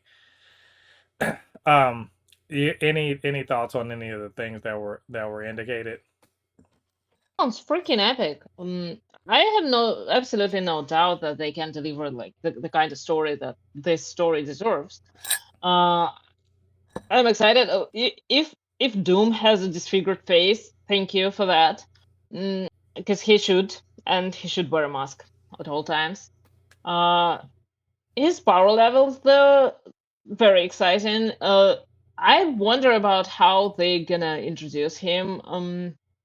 Because normally when Doom does something like that, everybody knows who he is. Everybody knows what he's capable of. In this case, like they probably have some idea or something, but damn, I just want to know what kind of story they're gonna make up there, Yeah, and how it will end, what's gonna happen next, just everything.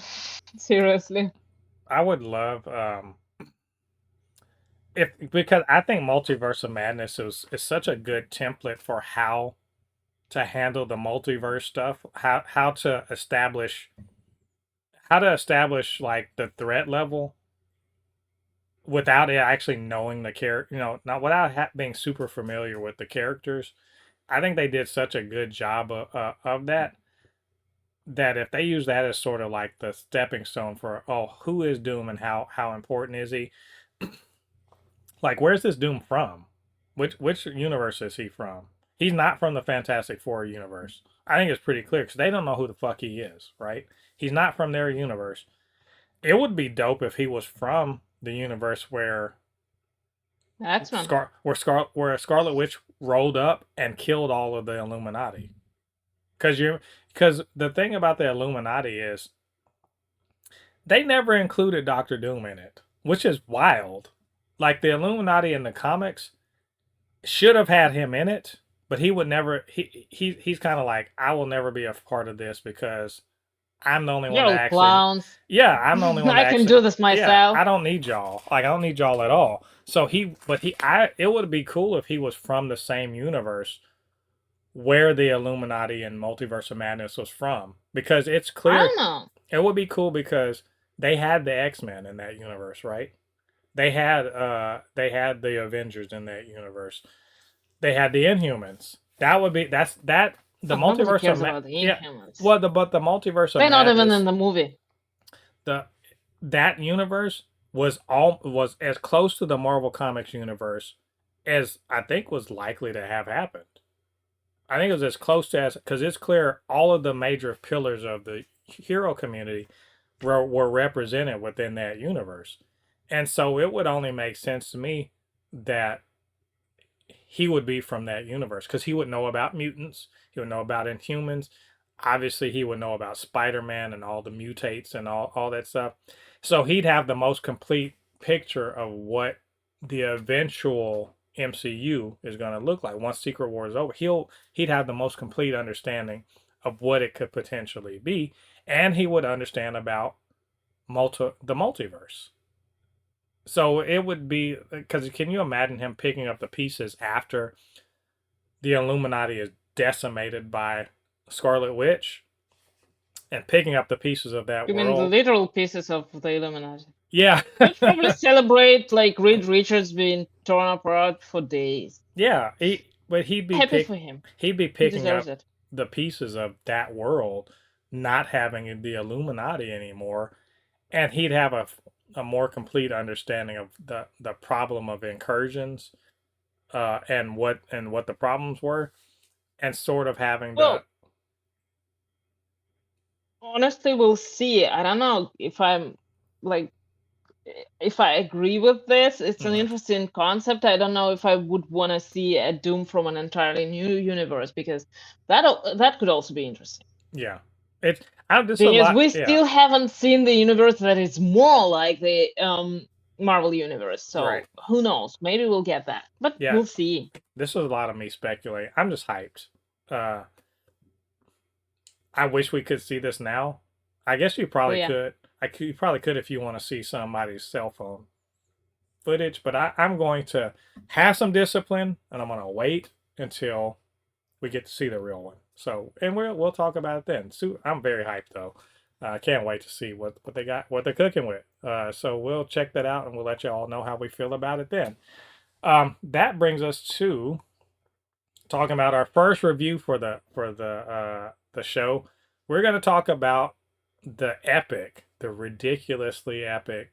I call it the Dragon Ball Z episode of Invincible, which at least for this season, every every season of Invincible seems to have a Dragon Ball Z episode or two, and this is the one. Episode 7 of season 4, Thragg is him. He is that dude. He's the one. At the end of last episode, when we talked about it last week, the coalition took the fight to the Viltrumites, right? They've been at war. And in the previous episode, they Thragg and the Viltrumites came to the capital of the coalition and were trying to decimate it, and then they united and kind of sent them packing.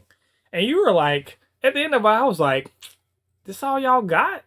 What have y'all been scared of? They took the fight to the coalition. The coalition stood their ground and drove them away. And Thragg was there, and he took his folks and he skedaddled. Okay, what we so scared of? Even in this episode,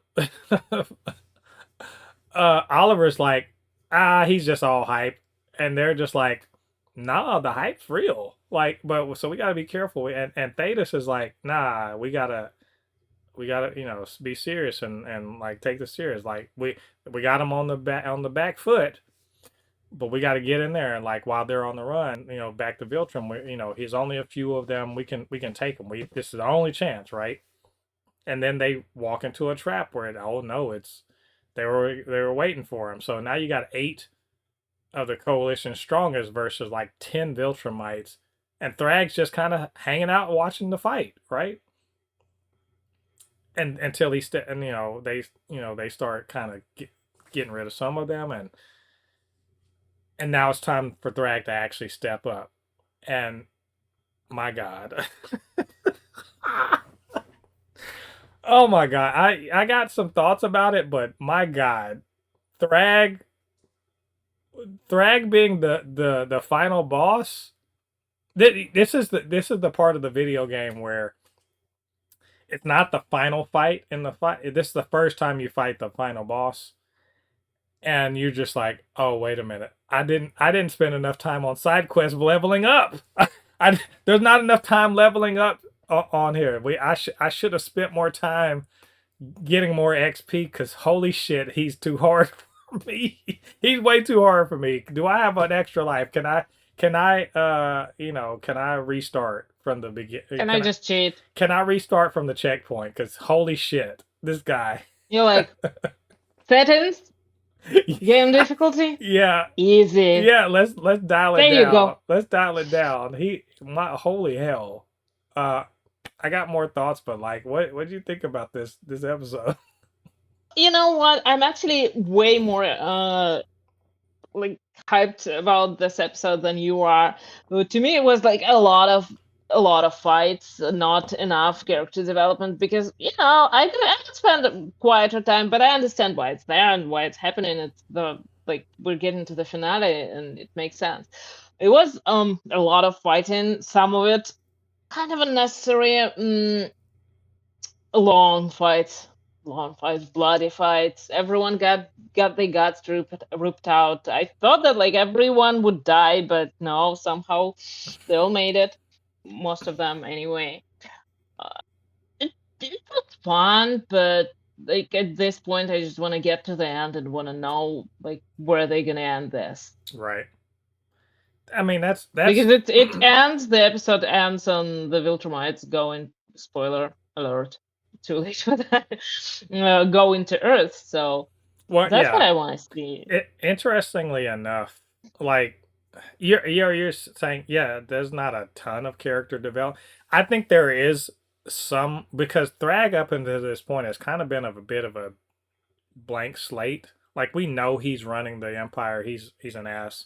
He's really like hard on this whole, Argos, are you strong enough? If you're not strong enough, fuck off.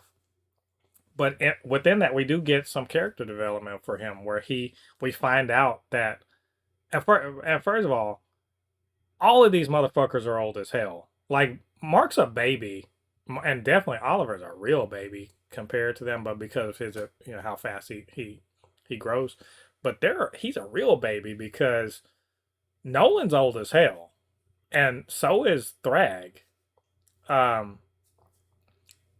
And he's like the regent for a reason, and then we see the whole. Remember, we saw uh, Nolan was like, yeah, at some point he was just like, oh, we need to get rid of the weakness. We're gonna purge the weakness, so we're gonna fight. I think it's first episode, the first season, where we find out that where Nolan talks about how at some one point they did a purge amongst themselves where they fought each other until only the strong remained. And we got to actually see he was the one that said that in response to Argyle's assassination, which we learned earlier in the season.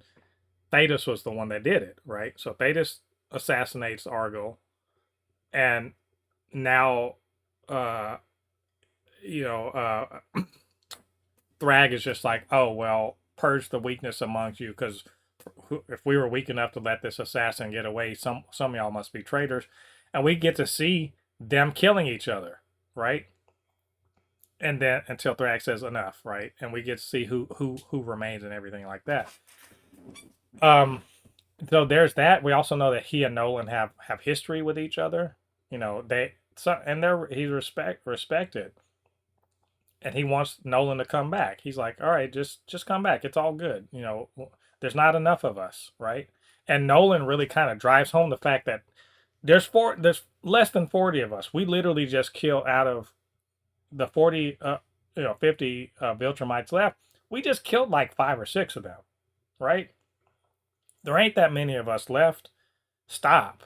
Just like, let's just come to terms. And like, there ain't no terms. Like, we're gonna fight. So this is a big fight episode. There is a lot of action, a lot of repetitive action, I might add.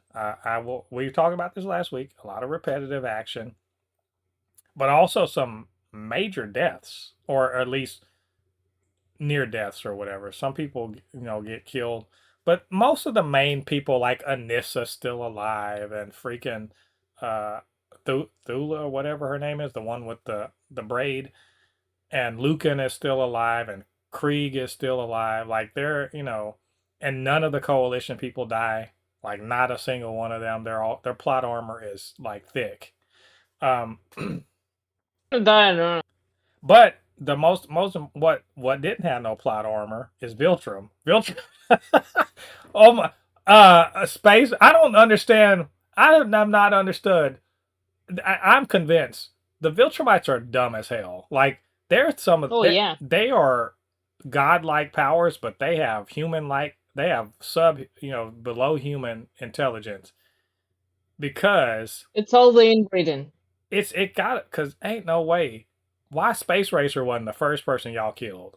Literally, y'all gonna sit here. Y'all are so focused on hand-to-hand fighting strong. Y'all are like, what if Battle Beast had Superman powers? Because Battle Beast's whole thing is, I don't give a shit about liberating the cosmos. I want to fight.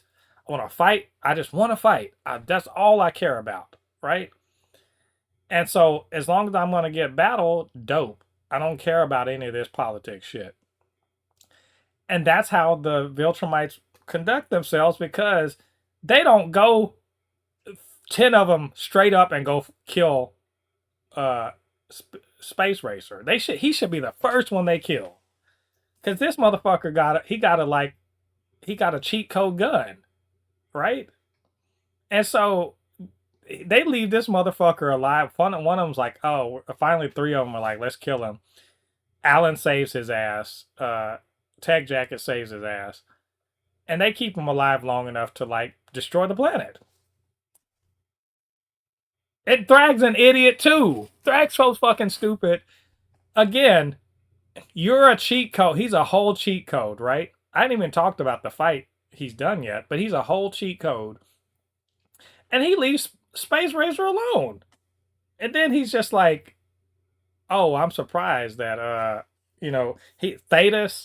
Thetis, Mark, and Omni-Man is like, Nolan's just like, okay, cool. Let's just destroy the planet, right? So let's get rid of the plot armor.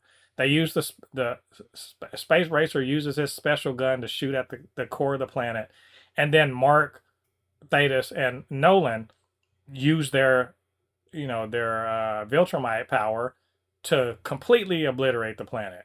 All right, Why didn't y'all see this come?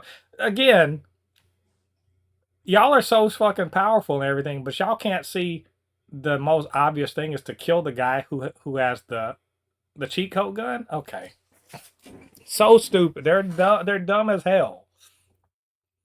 The planet's destroyed. Now Thragg is like, fine, fine. I'm gonna do this for real. Earlier in the fight, he manhandles Nolan so hard. It's it's crazy how easily he handles him. He like he literally he punches him into he punches him so hard that he burns up through reentry into onto the planet. Then when Nolan's like, nah, we're not gonna surrender. Y'all are losing. I'm not gonna join your side. Thragg's like, fine, and punches him into the fucking. He punches him so hard that he burns up, exiting the atmosphere, and can't stop himself as he flies through like, all those dead bodies. It's wild. And then Mark he handles him like he's nothing. He kills Thetis with no problem at all. Remember, Thetis is older than him, right? He's older. He's been around longer. He destroys him with ease. Like he is a cheat code. And just like is mopping the floor. Like he's just like crazy. They damn near kills Oliver. It's wild. It's like if you were there, if you're just like, man, there ain't been enough action in this show. First of all, what have you been watching? Second of all, this is your episode. This is your whole episode of him just kicking the shit out of everybody. Like look, if anything, reports of his, he was underhyped. If anything, the reports about him didn't live up to. I'd been like, if I had the reports and I came back, I'd been like, whoever gathered these reports, fuck you. You did not tell me nearly enough. I feel like y'all's reports about him really downplayed how fucking dangerous he is. Like it's crazy. It's Well, wild. if I had to fight him, even if I had superpowers, I would be just flying in the other direction, Like hoping Mark he did. doesn't notice me, probably covered with like a dead body of another Viltrumite or something. Remember Mark was like, he realized, oh shit, let me get away from this, because he punched him as hard as he could and broke his hand on old boy's forehead. I wanted It's this. not a dude you want to fight. This is I oddly enough, when I watched that episode, when I watched that moment, it reminded me. I wrote I told y'all before, I wrote fan fiction before. That's literally something that I made a character do. Um, I made a character punch another character, and the other character is so much stronger than him that he literally just nods and breaks his hand. And I was like, hey, that's something I did before. It's not original. It was just interesting. Um, so Thragg is wildly powerful, and he utterly destroys. Like the Nolan's kids, no chance whatsoever against him. Just like he's about to kill Mark and realizes, oh shit, there ain't that many of us left. All right, fine, I guess you can live. Um, and same thing with Nolan. Like Which is insane plot armor too, because why? yep, super plot armor. He's Like not even strong. that. Well, this is Invincible show. He can't die in the fourth season. He's got to stay alive. Well, Buffy died in season 5 of Buffy. But he doesn't have like magical. He's not there's no magic gonna keep these guys alive. So Right, and how did he heal from all those nonsense? Injuries. it's Isn't that magic?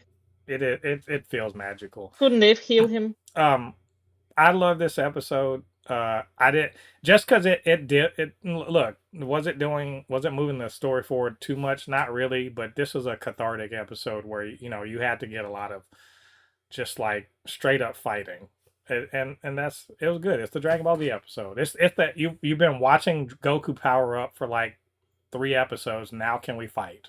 Okay, cool. It happened. And lose. It was very serious. So I liked it. And I, hopefully you guys had a good time with it too. So what's our next one? The Boys season 5 episode 3. Uh, Homelander's God complex becomes literal. What was funny about this episode? Someone said this. I think Lad Bible was like. I saw their caption for this is that it becomes The Simpsons. You know how The Simpsons is always predicting shit, like in their show, and they were like they predicted Trump's, showing him as himself as Jesus, or whatever his little AI picture of him as Jesus, that he had to walk back because apparently there is a place where MAGA is not okay with Trump doing something crazy. He said he was being a doc. He's like, I'm not Jesus. I was a doctor, and it's like no one's that stupid. No one's gonna believe you on that. Either way, his God complex becomes literal. He's spiraling out right now. Like Homelander's spiraling so hard. Because his dad, it all because he brings Soldier Boy out. Soldier Boy survives. He survives The big surprise. We did not expect that. Yeah, except we did. We totally knew Soldier Boy was going to survive. No. It was a shock. I feel like, because, they're like, man, how did that happen? Oh, because he has the first version of V1, which is honestly a good explanation. Yeah, I mean, it is good. He is one of the first people that it worked on. It also makes him functionally immortal. That explains why he doesn't look any different. It's not because he's been frozen for so long. It's also why Stormfront looked exactly the same as she did back in the day. And I don't think there are any more V1 heroes still alive. I think the rest of them are dead except for Soldier Boy. But he has no respect at all for his son.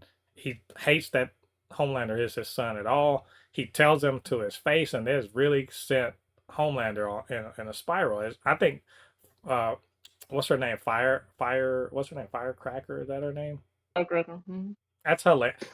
Why is it I'm just realizing that name is actually a slur on her? Why did I just realize that Firecracker is her name and it's a slur on her?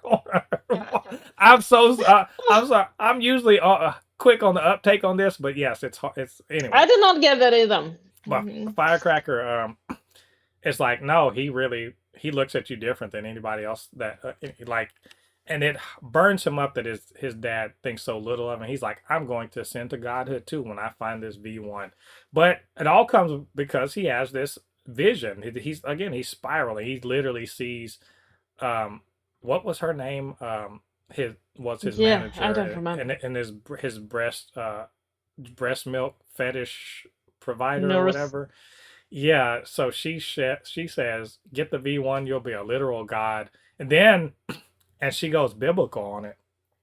She's like, well, and I mean Old Testament biblical. Like, if they won't love you, everyone who doesn't love you, go kill them, and everyone else who's left will love you. And I'm like, oh my God, like that's if you got a God complex, there you go. If you got all the power, that's how you got a God complex. Yeah, that's how you have it. Yeah, he's determined to surpass his father, and be the literal god of the world. Meanwhile, the boys, they realize, holy shit, Soldier Boy lived because of V1. If there's probably a shock to them. Yeah, it is, because like they thought they saw him die, and they didn't get to see him sit up in the previous episode like we did, and then they're just like, oh well, if Homelander gets this, we're fucked. So let's find out where this shit is. Let's go see Stan Edgar. Oh, Stan Edgar, he he's like, I'll help you. But meanwhile, he's told his granddaughter that that Homelander killed her dad, and her dad's still alive.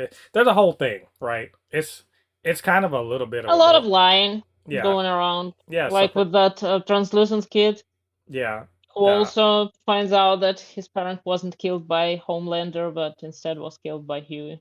yeah. And there's a lot of people that know the truth, and they're not telling other people about it, and it bites them in And then the. it blows up in their face. Yeah, literally, quite literally Yeah. blows up in his face.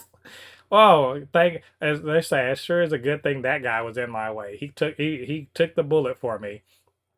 Um, there's that all that going on. The reunion between God, what's the girl's name? Either way, the little girl and her dad that they didn't know they thought each other were dead. We see friction between Kimiko and Frenchie, where they love each other, but maybe they're not the ones for each other, which I think is interesting character development. Annie realizing that having someone you have to protect actually makes it harder to do the job than, hey, it's a Spider-Man situation, right? Um, there's a lot of shit going on in this episode. Oh, also we've got Ryan. We see Ryan again. He's see, Yeah. he seems to have gotten over his problem with killing people. He was hanging out in Russia. Hope I did not get to ask you, was the Russian any good? No. No, it wasn't. It was bad.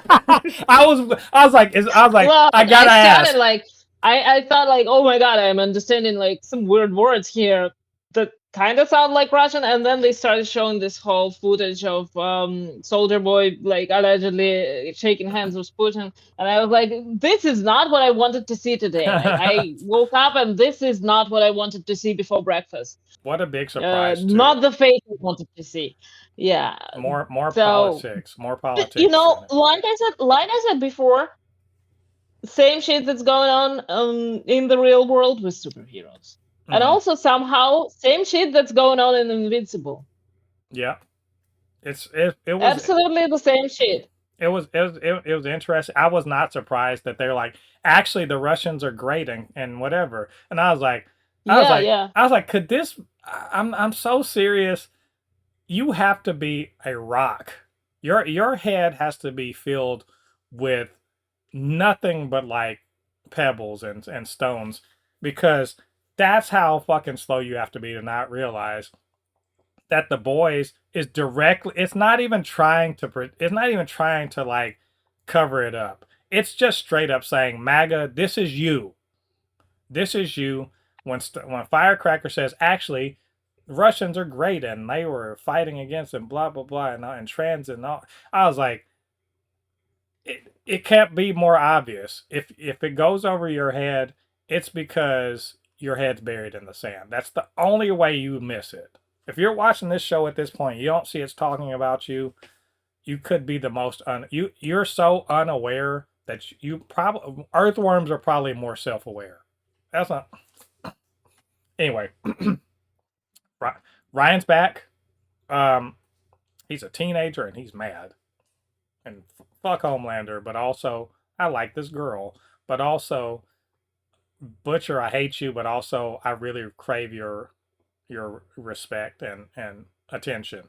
It's amazing how much like his daddy is. It's like, thank God he was raised by a woman that tried to instill some kind of actual humanity in him, because holy shit, his his dad issues are bad.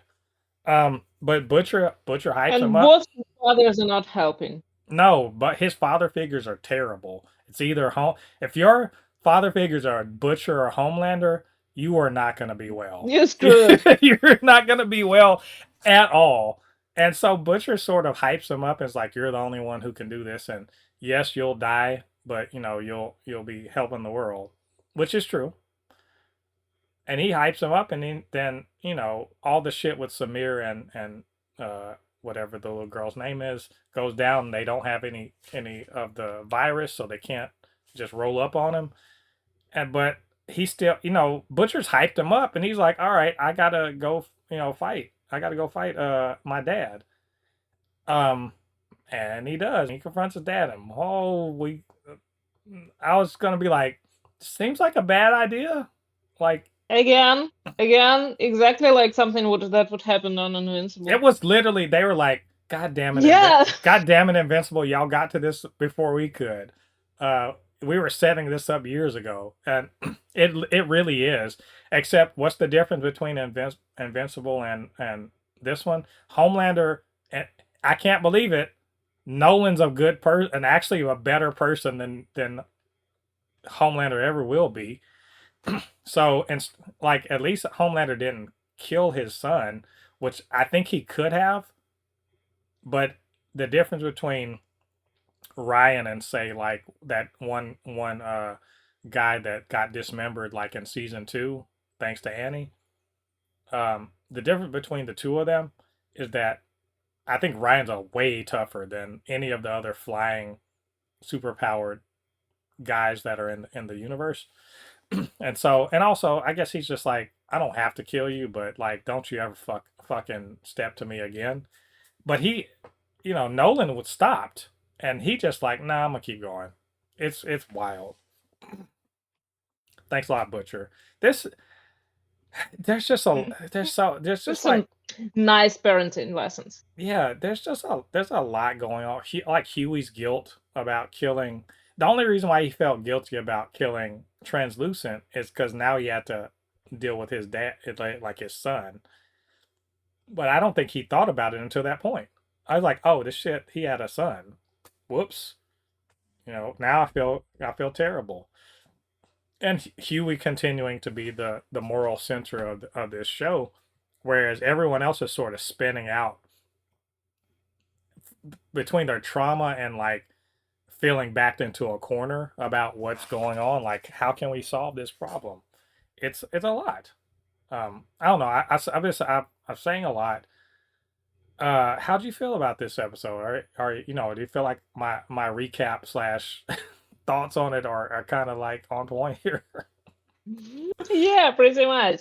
Because a lot is going on, and well, we don't actually learn. I don't think that we learn anything new except for this whole V1 thing, but pretty much very predictable up to this point. And they keep, getting into these messes that were easily avoidable if they only spoke the truth to each other. And they're gonna continue to make this mistake, I'm sure of it. But I'm just starting to think, which characters will probably buy it at the end of the season. So I don't know yet, but like they're all strong candidates because Everybody except Huey. I don't know. Well, yeah, no, he he's was probably gonna survive. he's got lots of plot armor.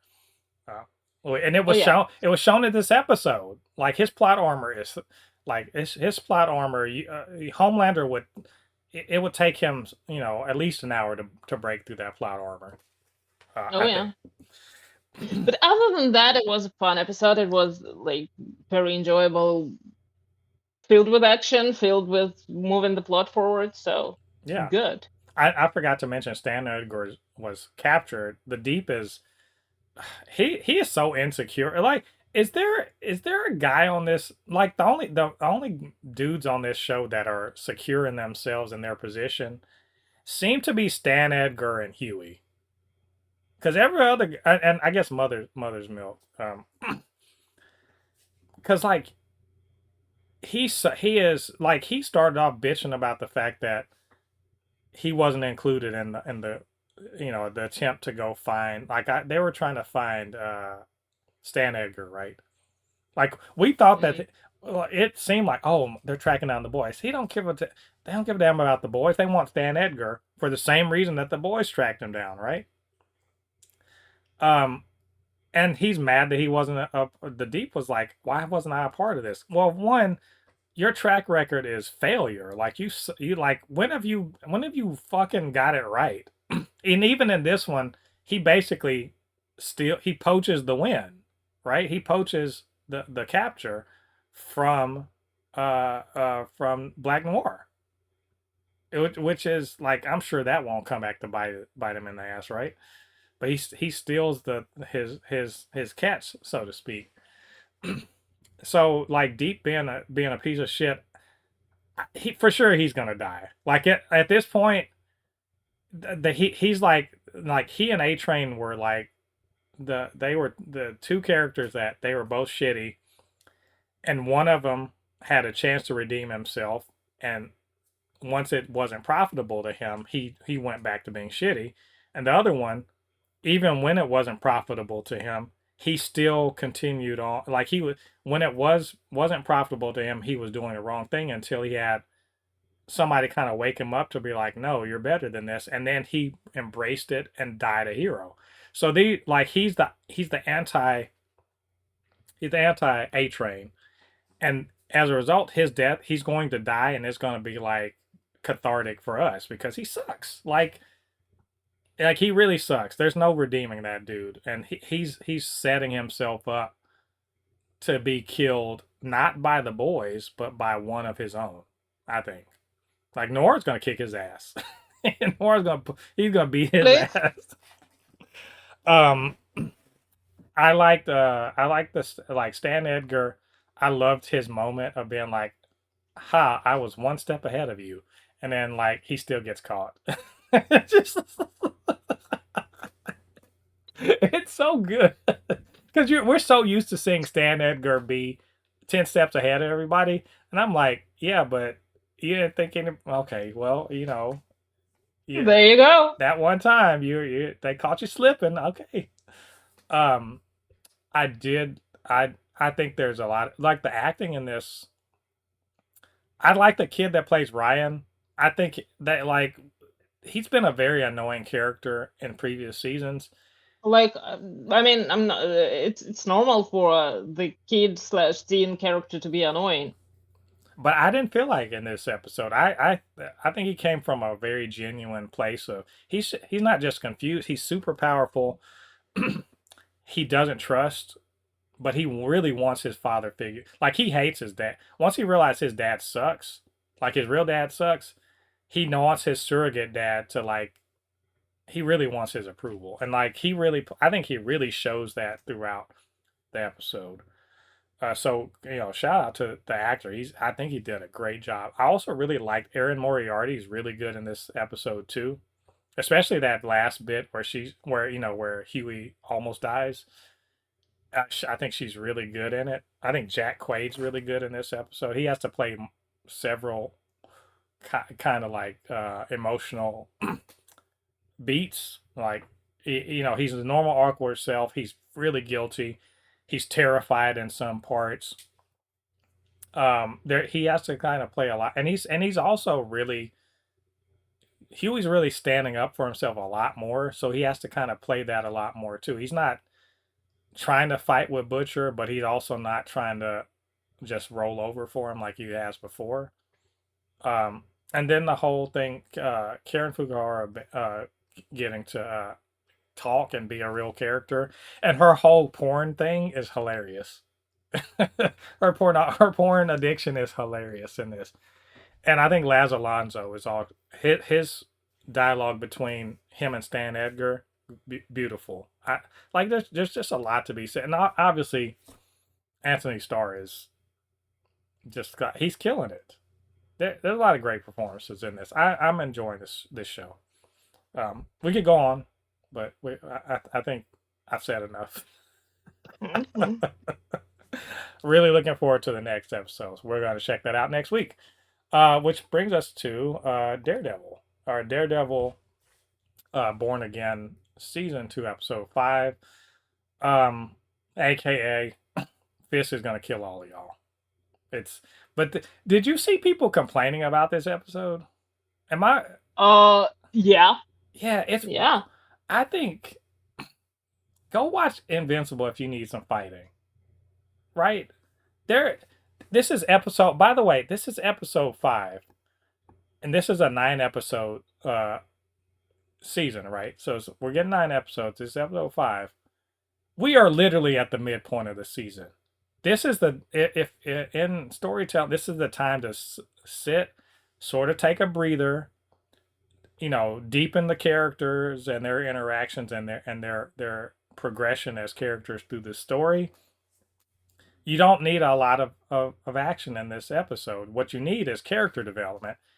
And there's a ton of character development in this episode. It's also setting the tone for what the rest of the season. There's 4 more episodes after this. It's got to set the tone for what the rest of the season is going to be, and I think You it know, brilliantly does that. sorry, I gotta interrupt you here because most people who complain about this are the people who keep praising a Netflix Daredevil.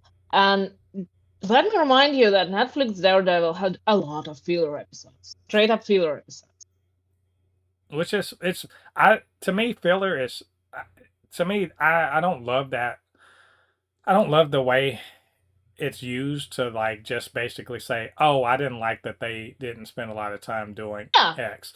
but That what I mean is that exactly like what I mean is a story or side story that kind of lets you spend time with the character. It mhm, doesn't necessarily have to deal with action or anything.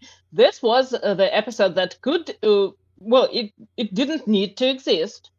Really, it could have been like 2 short sequences, with mhm, the hospital and the saving of Bullseye. right, Uh, didn't need to be a whole episode, but is it good that it is? Yeah, it's absolutely good that it is because it does handle some topics, some decisions, and kind of like gives you the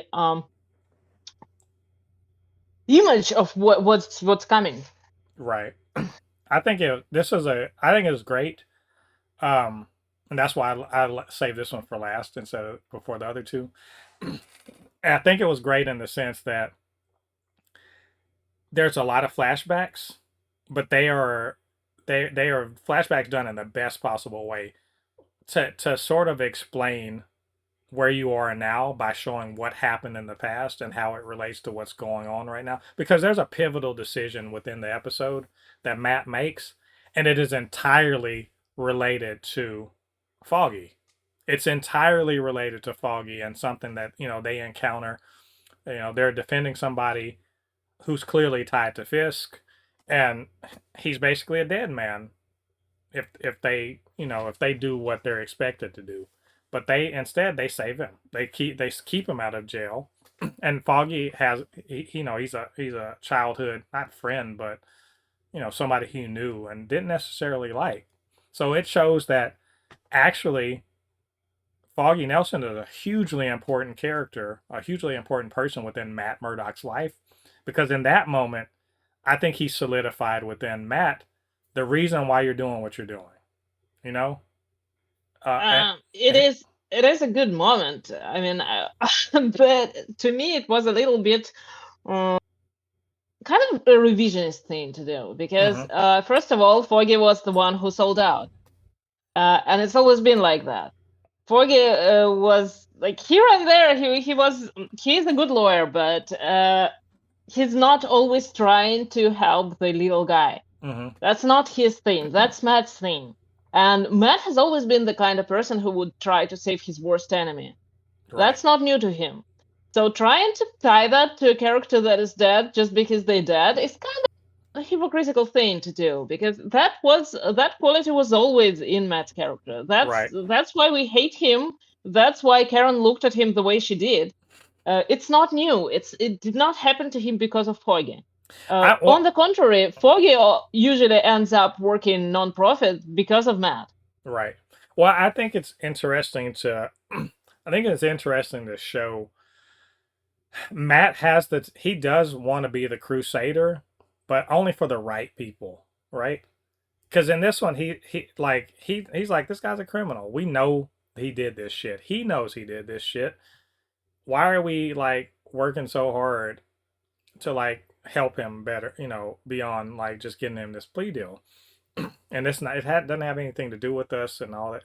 He kind of deserves. He's that sort of person, which is to me that's fine because it shows that Foggy's more than just like, oh, we're friends and like I got jokes and like I got your back, dog.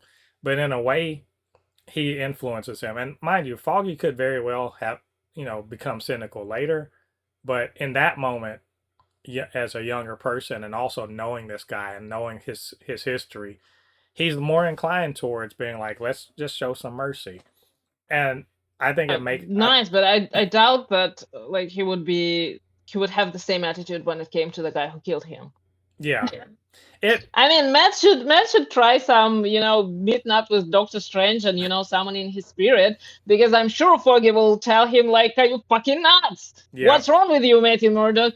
Why are you helping this guy? He killed me." exactly. So yeah, Yeah, not a great idea, not a wise choice. I mean, to me, it just plays off as Matt trying to, cover his ass and get to heaven or something, something. because that is something he would absolutely do. Yeah.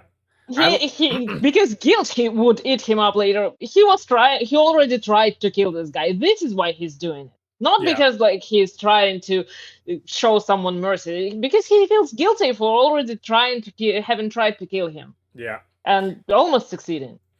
yeah. And I think it's funny because the way Kieran looked at him, he brought Bullseye in like a cat bringing like a dead rat and sitting in it and sitting Yeah, it at that your rat feet. that killed your friend. Yeah, he like a dead like rat, like the rat's dead and it's like got like foam around his mouth with rabies and shit. Like it's just like the cat's bringing it in with and it's like, aren't you proud of me?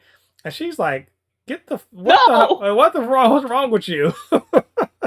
and what does he expect would happen as soon as they stitch him up? Yeah. What? What he's gonna I mean, as soon as he can move his arms, he's gonna throw something at you and kill Karen. I mean, maybe, probably, who knows? But Very likely. I It's I Bullseye. He's not I gonna be like reformed. I did. I mean, I like that aspect of the episode. I like the flashback way more than I like the whole, them talking to each other during, the whole thing. I like that a lot more, just because I think it was interesting to see Fisk already being a problem in Matt and Foggy's life without them knowing about it, and also showing Foggy being like, yeah, yeah, you suck, but also you kind of had a shit life. Please, get the fuck away from here and try start over or whatever. And then also we get to see Buck like early on. And Buck is like he's it's important later on because Daniel's like shitting himself thinking that Buck's gonna kill him. Um but this is Daniel he's already picked a side, but he's just like, you don't have to do this and everything. Buck, they treat him like he's the guy from like No Country from Old Men. like he's just gonna like, I'm gonna kill you and that doesn't matter. Like Isn't he though? he is something else. Like that guy is like he gets more terrifying every episode. The more I see of him, the more I'm just like, I don't know if Bullseye is the scariest motherfucker in this show. I don't know. I'm gonna say that I'm not surprised at all by anything he does, and I'm not terrified because yeah, it's scary because you're probably gonna die, but in general, I've seen or heard of people like him. Yeah, and This is not obviously, new. yeah, this is obviously he would be employed by Fisk. Um, but I think all that shit with Daniel cool. And it was cool, but as the C plot line, it really doesn't get as much play as it maybe needs to be more impactful. The obviously the most impactful bit is It, it is impactful in my opinion because that kind of builds up where Daniel's gonna go, and we don't know for sure what he's gonna do, but we do know that he's gonna be pretty important to what happens next. yeah. Uh, Well, I fear for it is a B. pivotal moment for him I kind of fear because, for BB because of course, yeah, absolutely, she because doesn't realize she played her hand to she like is not playing smart at all. and I knew she thinks she has him in the palm, but he's got to weigh two things. He's got to weigh himself and her, and she's gonna lose, like because he's already committed to Fisk, and he knows what the fuck that means. So there's gonna and I think this is foreshadowing. Buck said he's like, you got to make a choice, right? And I think at some point Buck's gonna have BB, and that he's gonna be like, this is your problem, you need to deal with it. So I think Daniel's gonna die, but I think that before then, a lot of shit's gonna get fucked up first. Um, so the most important part of this aspect of this episode is, Vanessa in surgery, Vanessa in recovery, and all of the flashbacks with, Wilson Fisk. And I'm assuming that most of this actually is Vanessa's flashbacks while she's, you know recovering from surgery of what was going on, at the time. It's, all of that stuff that was going on with the flashbacks with Matt was happening simultaneously with the flashbacks that literally went time when before Vanessa met Wilson Fisk, and leading up to them meeting and everything like that. And kind of she they're kind of foreshadowing what's going to happen at the end of the episode. And Wilson just being like, oh, basically remembering or coming to in his mind, like, I need her. I have to, need her in my life. And you see, again, great acting on the part of Vincent D'Onofrio. When does he know how to put in a bad performance? I don't believe it. Like, I point it to me where he's been bad. I'll let me see it because I don't know where it is. He's excellent. He's excellent in this episode.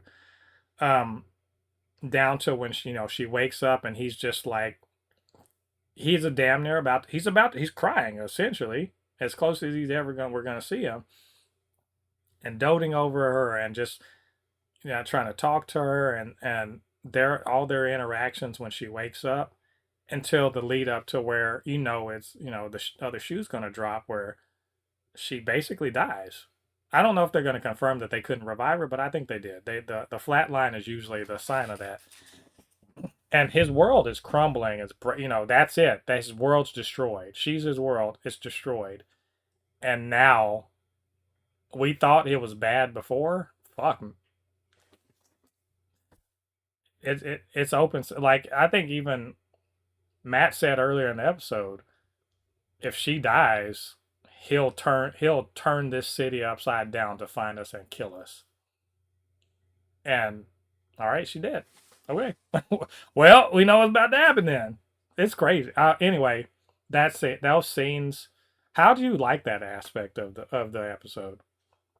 I really love that whole episode because obviously, well, for now, out of the three shows, this one is my favorite. I care about the characters more than with the two others, and this I love that kind of storytelling. I love that like all the things that are happening in there. I do have my own suspicions because I'm not sure where it comes to like Fisk and what he's gonna do. I mean, I feel like at some point, at least, he might go to war right now, but at some point, I think he's gonna be that he's just gonna be depressed and realize that he's lost everything and for nothing. Uh, so he's gonna like roll off into the sunset or whatever. But I also like had this thought that what if he just feels like that right now, and all of his lackeys are gonna be doing this whole shit for him, trying to mm, serve him Daredevil and Bullseye on a silver platter. I don't know. We'll see. Again, it could be either one of the two ways. I did love the flashbacks. Like I said, flashbacks with Matt and Foggy kind of seemed a little bit hypocritical to me. The whole Bibi's story, like in general, she freaks me out. I mean, she should be way more careful than that. I don't know what she's thinking. I mean, as a, as a journalist, I don't know what she's thinking because that is not how you conduct business, girl. No, just gotta be more careful than that. No, and Vanessa's flashbacks. Obviously, some of those were Vanessa's flashbacks. Some of those were Fisk's flashbacks. I don't know. They kind of didn't give me much to work with because this is most of it is the stuff we've already seen. Of course, there is like this rabbit in the snowstorm mentioned always, but I mean, a lot of people at the end of this episode, a lot of people were like, "Well, you know what? I kind of feel sympathetic about Fisk. I kind of they did it. They made me feel sympathy for him, and they didn't do this to me because like I not him and not Vanessa because they both deserve it. In my opinion, they both freaking deserve it because they're both terrible people. They're both criminals. Uh, they are the reason a lot of other people are dead. And Yeah. I don't feel sorry for Fisk. I don't feel Yeah. sorry for Vanessa. I think That is what should happen to people like that. I think I don't know if I feel sorry. I can sympathize. You know, I can empathize with. Can't I can again, I he can deserves it. empathize with it because you know evil people or people that do bad things can still have they still have human emotions. They like so I can get it. If you like, yeah, they're bad people, but they love each other, and so like essentially what's going on between them, even if you don't like them and you think they deserve to be buried under the jail, you can still empathize with the emotion of watching the love of your life dying in front of you and you're helpless and you're the most And powerful yeah, but you're the most powerful he person in did the it. yeah. He did it to how many people? Yeah, I get it. And he but to them those Because are all the people he blew up, they probably had well, families too. that's the thing about these folks and any almost anyone can be kind of put into a situation where you turn off your human your human empathy for somebody and they're suddenly expendable, and it's just how it happens that Wilson Fisk does that a lot. There sometimes it's because he doesn't do it himself, but he's a brutal person and he's pretty much okay with doing sort of stuff like that. But in this case, even if that's true, if he can dehumanize other people to the point of being able to kill them without a second thought, while that's true, he still has assigned serious human value to Vanessa. And so, like any human being, the mourning the loss is one thing, but he is a powerful man that is used to getting his way, and when he wants things to happen, they happen. Except death is that one. This is a universal truth that's always been explored within fiction, which is it doesn't matter who you are, kings and peasants alike all meet death. We all got to die, and it does not respect how powerful, rich, your position, and none of it doesn't give a shit about any of that. You're just going to die, right? And so it's a universal human uh, emotion to kind of be afraid of, at some point accept it, but also to war against it, to fight against it, to decry death. It's all of that. It's such a universal thing that when you're a powerful person, a lot of what you're doing is trying to avoid it or trying to minimize it or try to stave it off, but nothing you do is going to stop it. And having to deal with that as a powerful person is probably harder than being a powerless person. It's about time he had to. Yeah. So he has to sit with this. And unfortunately, his reaction to it is going to be even worse than he was before because oddly enough, Vanessa Fisk was a limiter on his brutality. She moderated him, right? She kept him, she gave him a bright spot, some sunlight, something like that, that even if as brutal as he is, he could be worse. And now we're going to find out. Well, So, maybe Typhoid Mary will come along to, yeah. typhoid. Yeah, Said it in Russian. it would Yeah, I mean, it would be nice like if like this is a solvable problem. If Dare what's his name? Bullseye would have solved the problem, but you know, Matt Murdock. And see nah. this, the difference between Fisk and Trump is if Trump died tomorrow, let's say he had a heart attack tomorrow, all of the apparatus will remain in place, and all of this terrible shit that is happening will continue to happen because there's a large apparatus in place that it's mostly he's a figurehead of, right? Wilson Fisk is not a figure. He is the apparatus. Without him in place, everything fucking falls apart. And so this was a solvable problem. You cut the head off, the body dies, right? Well, now it's too late for that. The dragon has been awakened, and it is not happy. So I'm convinced the next 4 episodes. You still can cut off the head, but I mean, some people just won't. Yeah, I think Bullseye won't. You know this. I'm afraid Matt won't. No, Matt definitely won't. And they sort of spoiled next season what's going to happen next season. Thanks a lot, Mike Coulter. They're I ain't mad. At least we saw something. Okay. Yeah. So either way, great episode. You guys that thought this was a slow walk or a filler, I need media literacy. Because y'all need more of it. This is a good episode. So anyway, that being said, that's all of our stuff for this episode. This was a long episode. I thought we'd get done with it in 2 hours. Woo! Not while there's 3 shows going on at the same time. Sorry. But anyway, did we miss something? Maybe you wanted to, let us know how you felt about some of these news items. Agree, disagree, troll, give us some praise. You know what to do. Get down there to the comment section and leave your thoughts there. And of course, you can always hit us up. supernotfunnyshow@gmail.com, blurred_force1 on Instagram, Thread, and TikTok. And, maybe not TikTok so much. I don't hang out there as much. But you know what? You can send a message if you want to. And also, while you're doing that, get down there, hit like on this video, subscribe to the channel, hit that notification bell. All that good stuff helps to grow this channel, helps more people to see this podcast and all of the other things we do on Blurred Force 1. And, of course, couldn't do this by myself. I need Polly to keep us hip on comic books and, on how bad the Russian is, which apparently it's usually bad. So, where can they reach you on social media? Well, as always, it's _mixed on Threads, on Instagram, on Tumblr, and soon everywhere.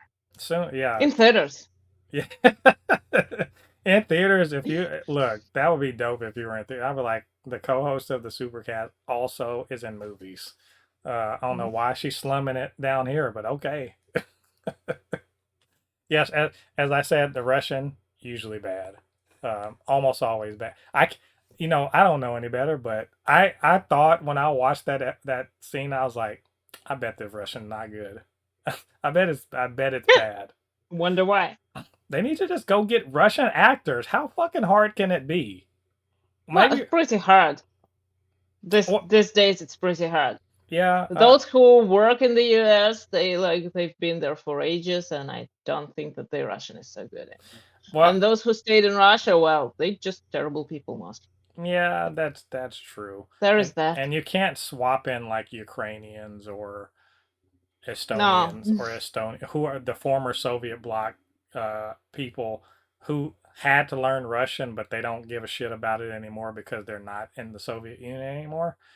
I'm sure their Russian is not that good anymore. Or maybe I'm wrong. I don't know. You live in Serbia, you would know. I mean, they wouldn't want to speak it either way. Yeah. They wouldn't. I get it. So maybe this is just going to be a continuous problem for us. It doesn't bother us. It doesn't bother us Americans. We don't know any better. When someone speaks another language, we just assume that's the way it sounds. We don't know, but it's not like we know what they're saying.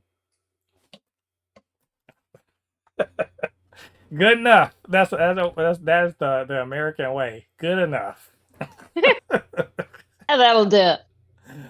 Anyway, this has been episode 227 of the Supercast. Thanks for joining us. Come back next week. We are going to talk about, I think we get the Invincible season's finale, plus the next episodes of The Boys, the next episode of Daredevil Born Again, and maybe some news. I don't know.